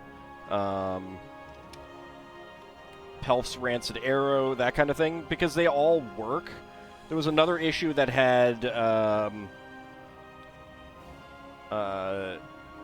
comedy spells that they did not work. I mean, like, they were not intentionally created as workable spells.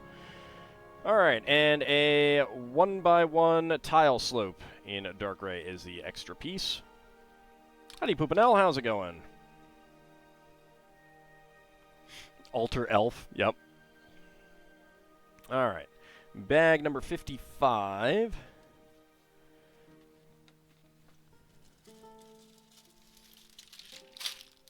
There we go.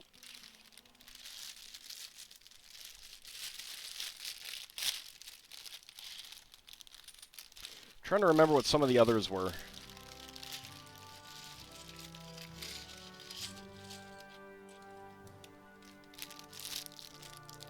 I'd have to go back and look.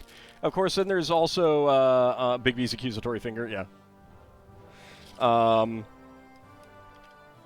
think there was a Big B's groping hand, too. Good for figuring out what's in a minifig pack, though. Then there was the issue with the magic items. Staff of Striking, local 571. If you try to attack with it, pops out with a placard, says on strike. Won't let you swing it.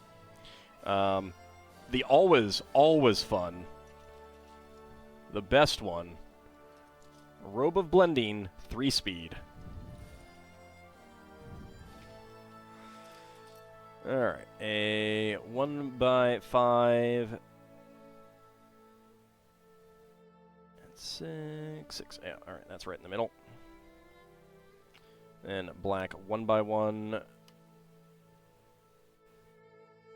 Yep, indeed. I cast Big B's Groping Hand. I mean, I am a dragon after all. I need to create magical hands.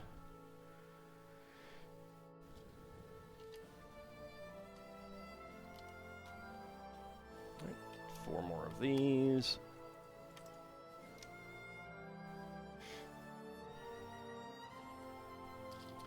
One by 3 bricks. Skates of the Roller Hoopers. Yeah, I do remember that one. That's in. I don't think that's from an April issue though. I think that's. Okay, I need 1x8s. I think that's from the Book of Marvelous Magic. I think that's AC10, a D&D product, where Adrican's Refreshment Simulacrum is from. I think. I know it made it into the Encyclopedia Magica.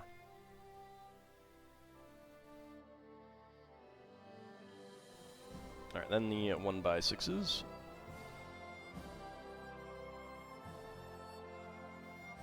Is there a Stone Defer spell? No, there isn't. There is a Flesh to Ice spell, though. Which is pretty awful.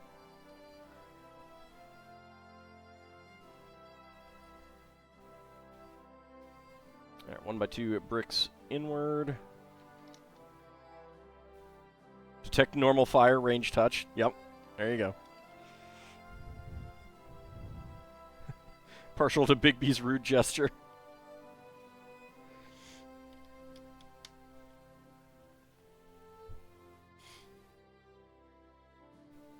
Alright, another 1x5 right there. And then we use our 3x3 cross plates. Shame these aren't in dark gray.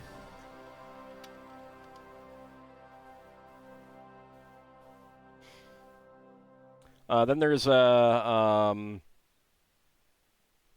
is it just Wake Up Call? Or is it, And basically, it's you have to get up really close to someone who's asleep and yell "Wakey, wakey, sleepyhead."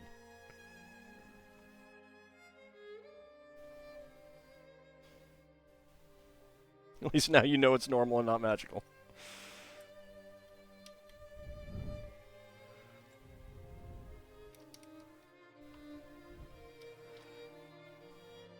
There's actually multiple walls of paper spell, and here's the thing: is like that's actually really useful.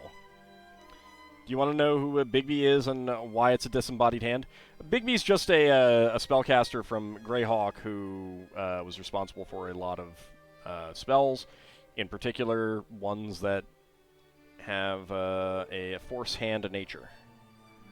Alright, 1x3 with 2 studs on each of these.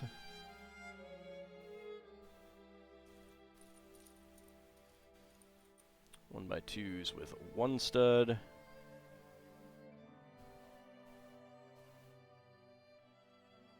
Bigby's Bookworm Bane is wonderful. Yeah, that one's a really good one. That's also a serious spell.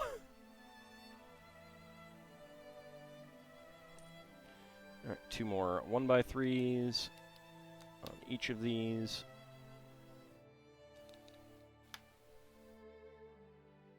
One by 1 plates there. Oops. Get that apart. Ever seen the spell Mordenkainen's Buzzing Bee? I feel like that might be an Horizon. If not, then I don't know that it's in 2nd edition.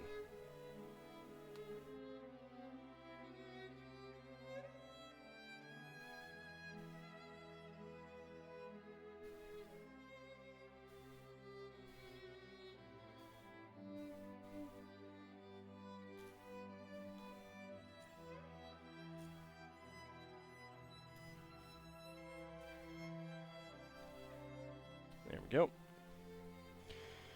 It's a 3.5 one. Then no, I haven't seen that.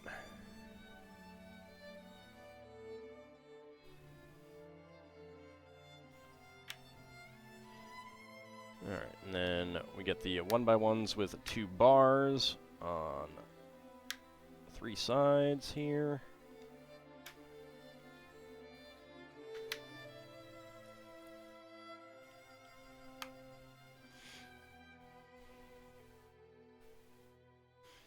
And a 2x2 corrugated cylinder brick and 2x2 cylinder plate.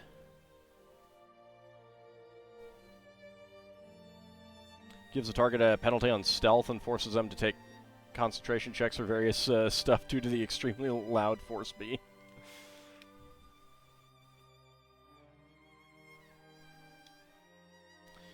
Alright, so that is going to go, yep, right here.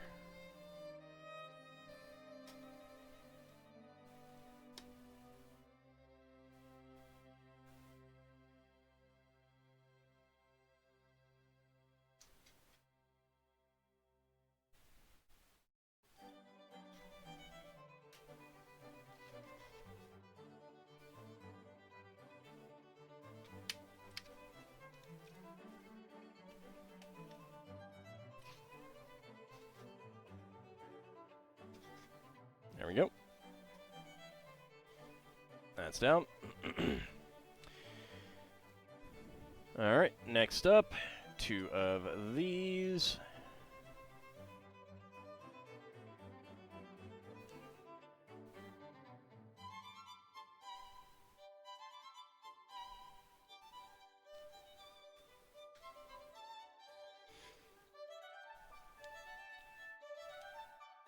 Right there, and right there. And the last 2 1x3s with 2 top clips right there. There we go.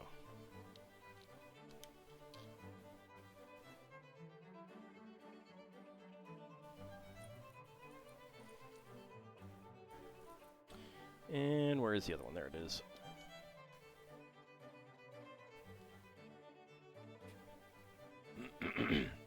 Yeah, a lot of the famous characters in, especially spell names, are PCs that were run by the early D&D creators and friends and family. Mordenkainen, Zagig, Robilar, Tensor.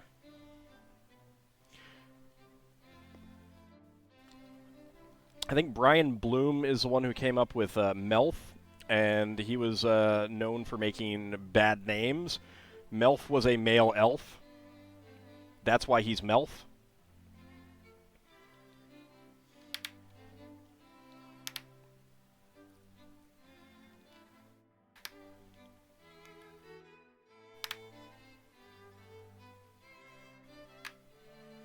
And get all these clipped on. There we go.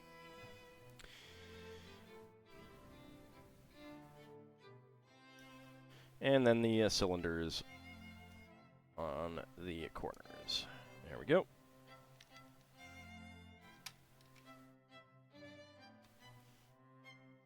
I think Melf was from one of Gygax's kids. That could be. I could be misremembering who did it. Who created him. But it was a thing where it was basically like his character was a male elf, thus his name was Melf. Because the person was like well known, and it, like the way it was described was that they were intentionally obtuse in their creations, in their name creations. All right, let's see. 2x8s all around.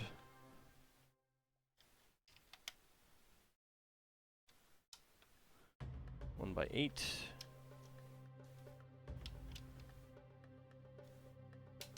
And there we go. The name Melf always gives you an extra chuckle, seeing as it's on the, it's also a package type of electronic components. Metal electrode leadless face.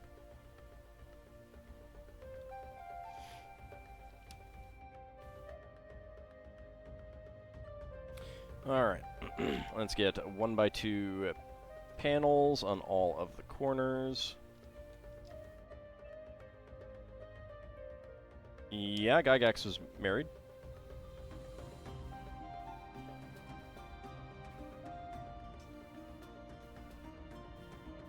Most of these people were married, I think. Most of the early people were.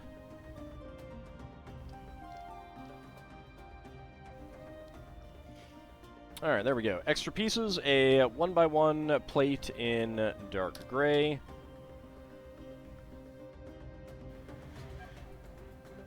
It's a chip-style component, but round instead of rectangular, and usually glass-bodied. Oh, interesting.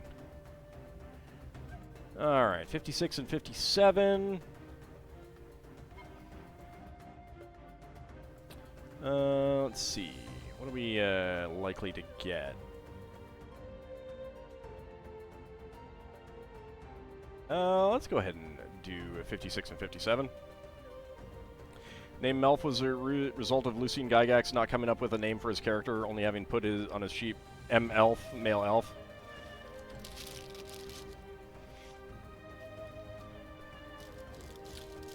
I must have been confusing stories then.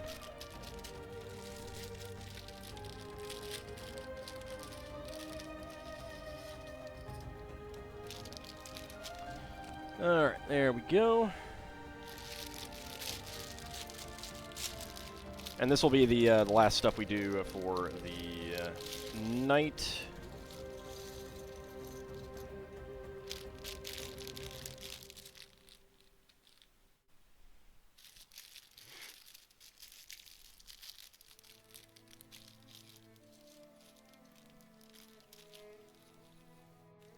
My favorites. Hot dogs.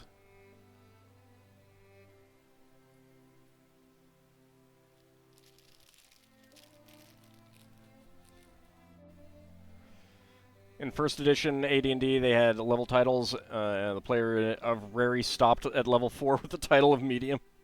Maybe Rary was a Brian Bloom's character then.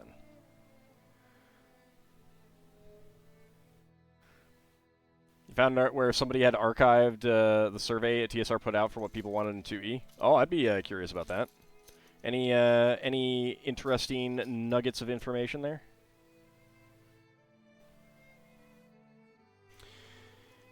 All right, start with the 1x4 fences here.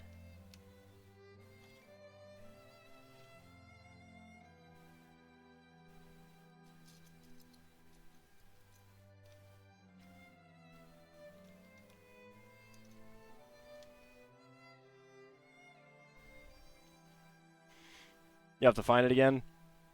It's so long you didn't read it in detail? That's fair.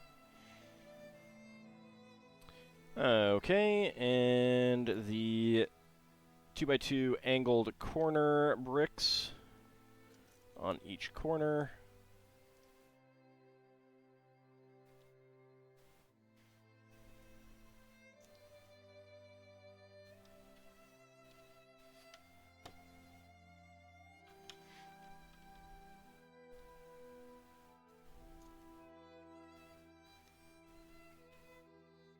There we go.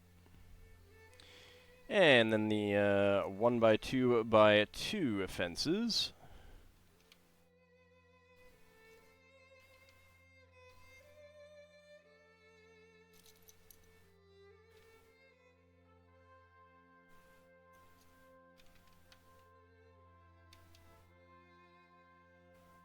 Love getting lattice pieces. Lattice pieces are lovely.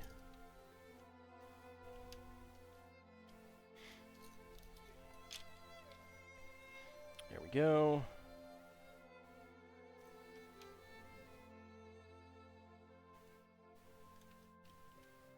And there we go. And finally, on this side, there we go.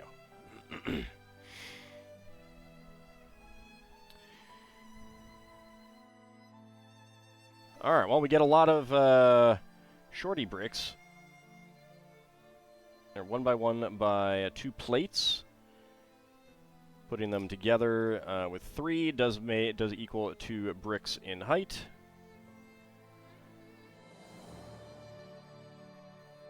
So that is definitely an interesting choice.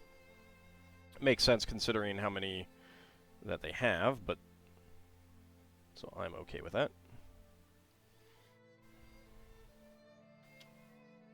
There we go.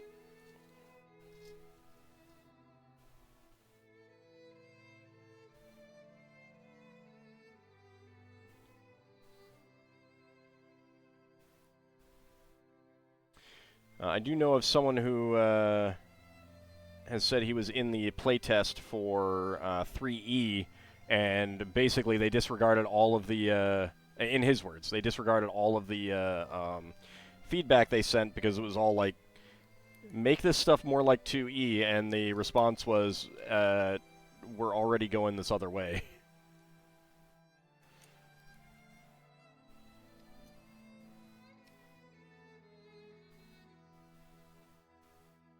Alright, so we need 4 of those. These are... not sure how those are going to be fitting. Now, a long survey does show an interest in figuring out what the audience wants, at least.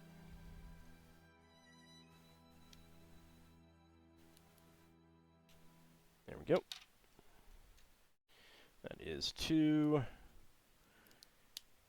So many fences. It is lovely.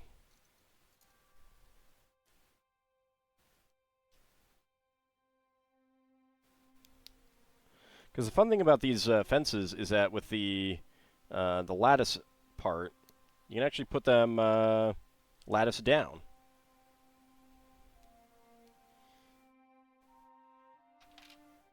All right, that is 3.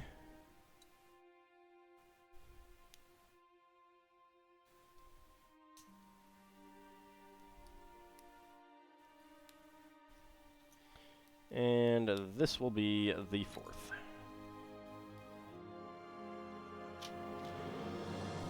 we go.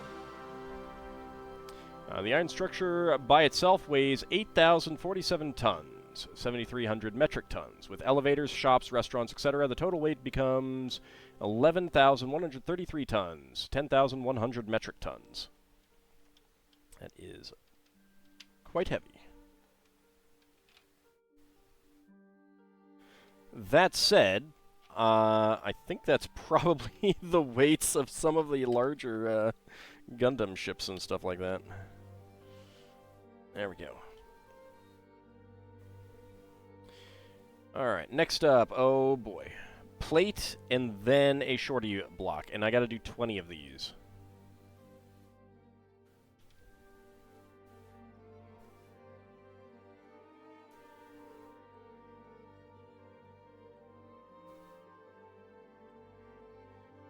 That's 2.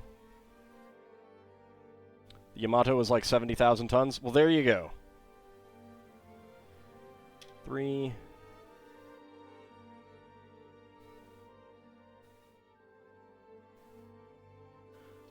Four.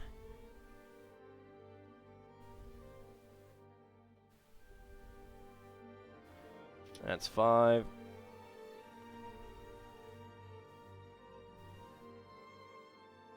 That's 6.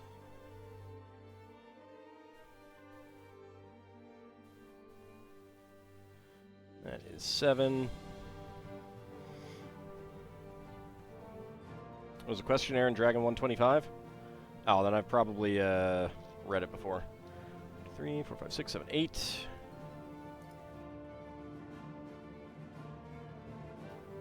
9. And 10. Alright, that's 10 of them. Let's do 10 more.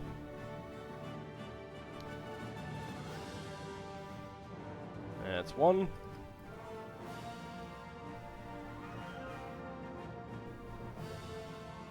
That is 2.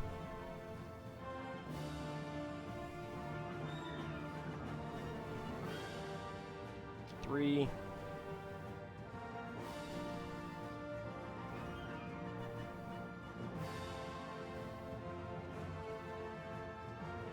4. Just use longer pieces in shorter sections. Well, this is not being stacked up, so 5. 6.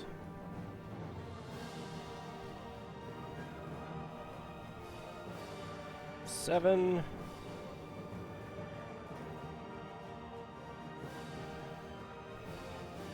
8. Alright, where's more one by one? Say they are. 9. And 10. There we go.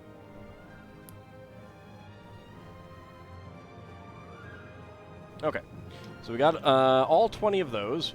Now we get out the dark gray hot dogs.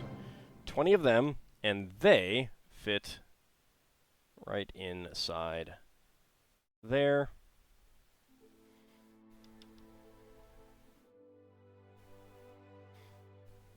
And it makes a bit of a, let's see, where's the mold mark? There it is. Bit of an arched passageway here.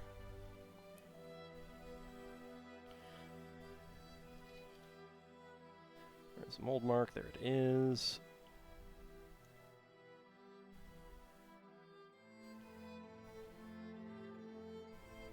Oh no, someone cast Flesh to Stone on the hot dogs. Well, maybe they've just been on Acheron too long. On the second level.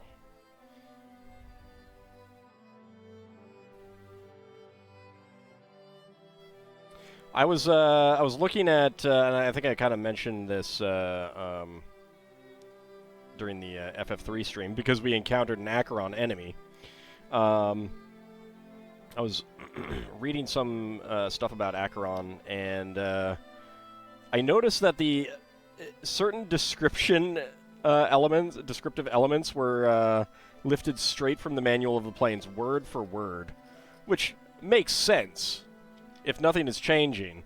I just didn't know that that was, that they did that. That's pretty cool.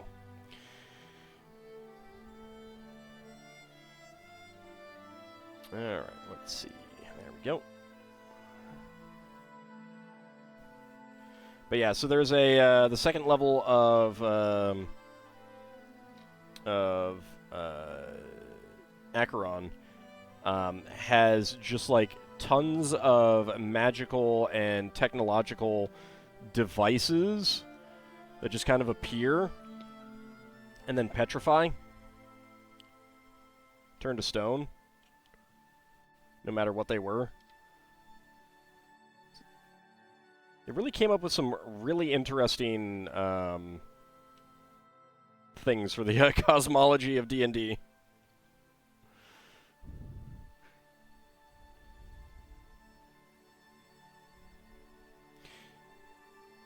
You left the link to the survey in the AD&D Discord? Alright, I'll take a look at that. There we go. Alright, next up.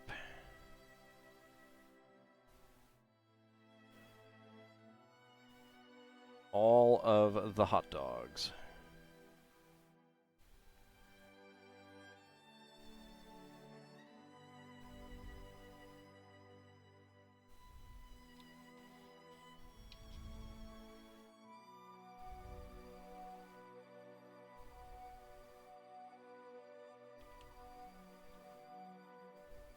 There we go. And another mold mark right there. There we go.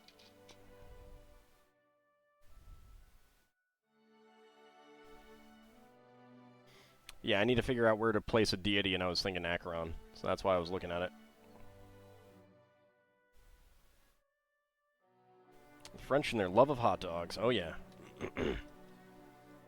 Yeah, I mean, with all the with all these sausages, you'd think that it'd be German, but no, it's French.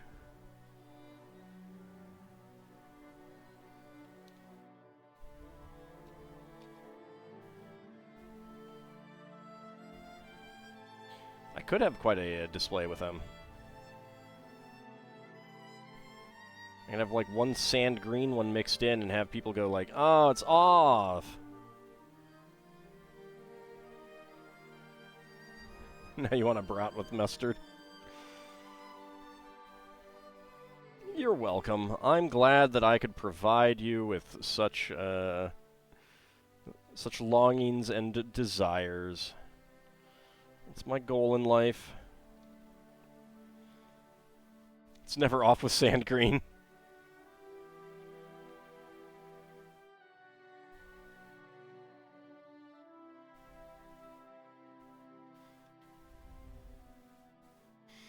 Alright, there we go. All of those are on now. Alright, next up we do 4 1x1s with 1x2s with cutouts, and then get the shorty bricks in. There we go. Where is the mold mark? There it is.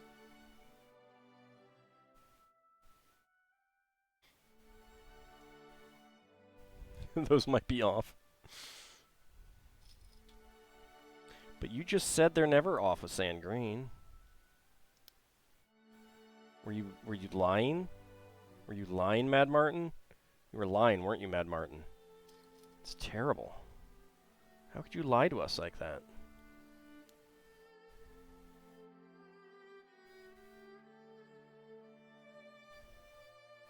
Can you cast Resurrection on hide fur clothing?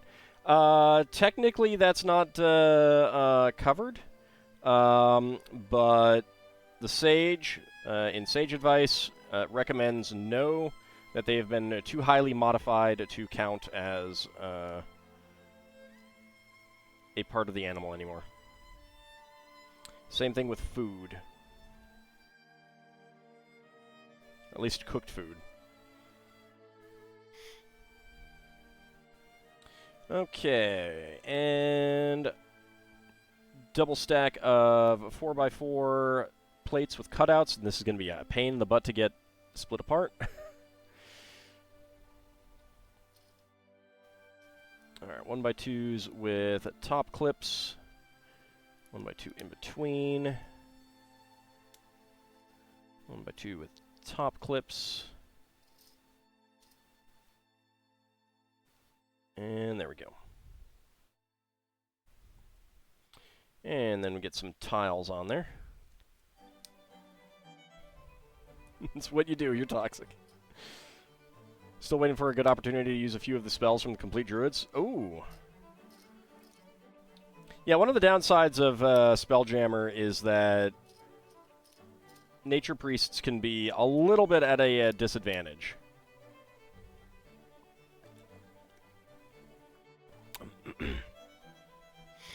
Any spells in particular?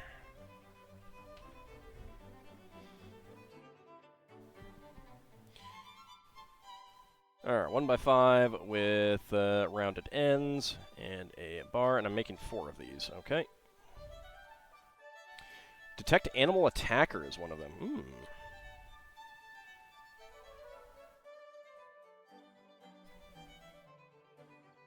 That could be interesting. Alright, let's see. 5 1x6s. 3, 4, and 5. Get another one of these on.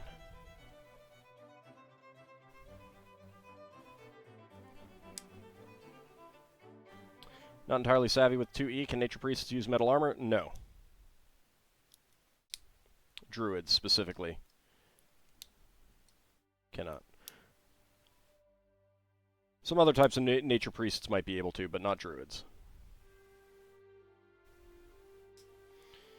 Let's Finn locate what attacked an animal. Oh, yeah, okay.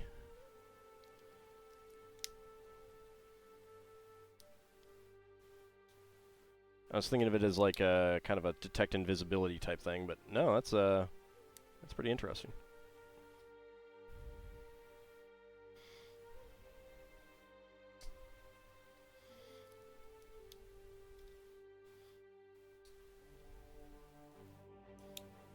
Yeah, Finn luckily got some bracers of protection, which way better than most of the armor types that he can get.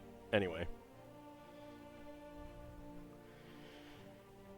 Domains were not... Well, domains kind of do what the spheres do, but a little bit more...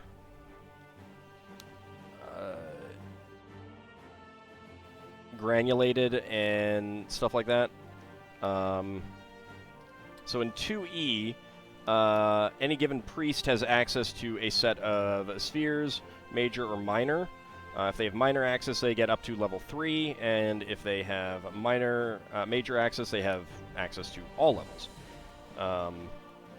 And you can have, like, one priest might get, you know, a bunch of spheres, including, like, healing and combat and stuff like that, and then another one gets, like, elemental or, you know, and stuff like that. But they're the full spell lists. There isn't, like, a standard spell list that everyone has access to, and then the domains are on top of that. The spheres are on top of that kind of thing. The spheres dictate all the spells that you have access to. All right, Mad Martin, have a good rest of your night. We're not going to be too much longer because there are not too many more pieces here. When do they get to cast Holy and Space Laser Ultima? Never.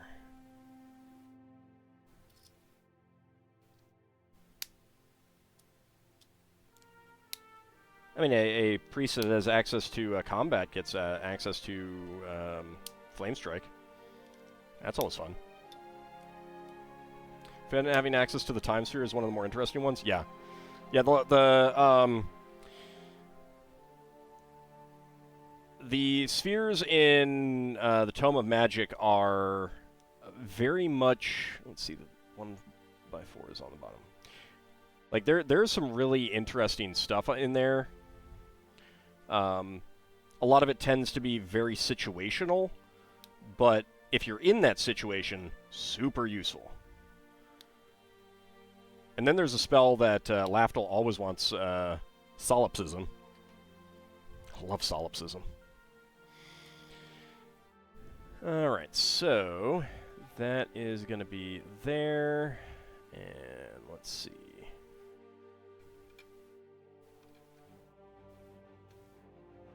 Get those on. Get those on. And there we go. Alright. So we got the start of the next Spire section. And we have one extra dark gray sausage. Hot dog. Very, very nice. People say Dragonlance is low-powered magic-wise, but they're the only setting that has time travel. It's not the only setting that has time travel. It is the only one in which time travel is a major storyline. There is the there's the Chronomancer accessory for 2nd edition, which is all about time travel, but it's generic. It's not tied to a specific setting. It has some information about the different settings. And a couple of the Arcane Age products for Forgotten Realms have some information on utilizing time travel as a way to get to that, to do those adventures. And one of the novels had one of the characters travel in time, but still within the age of Netheril. So I wouldn't exactly call it a major storyline, though. That and having access to all 4 elemental spheres. Yeah, the elemental spheres are great. There's a lot of useful stuff in there. Okay, so bag 58 and 59 are going to be next. Let's go ahead and get this sitting on top of that. Let's go ahead and bring that up here.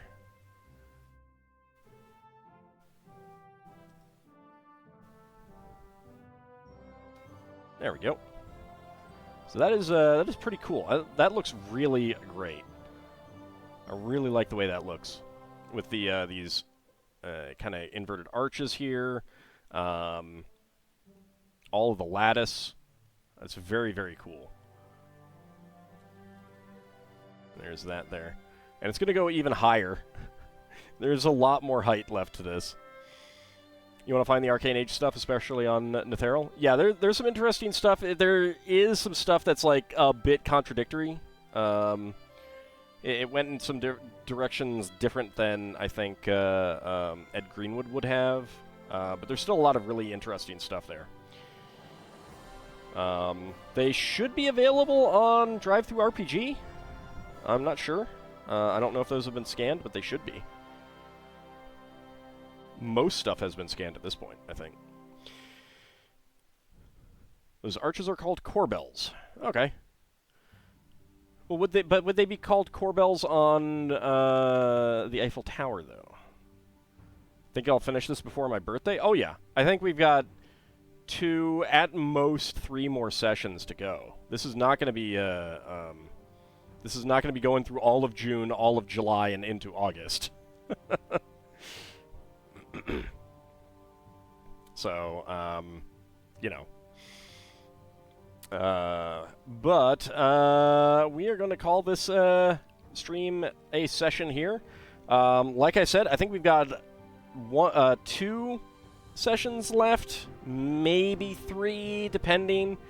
But I kind of suspect that it's going to wrap up with 2 more sessions at the most.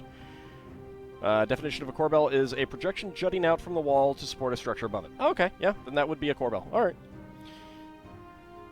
So I want to thank you guys for coming on out. It has been a blast as always, and we are continuing to get closer and closer to completion.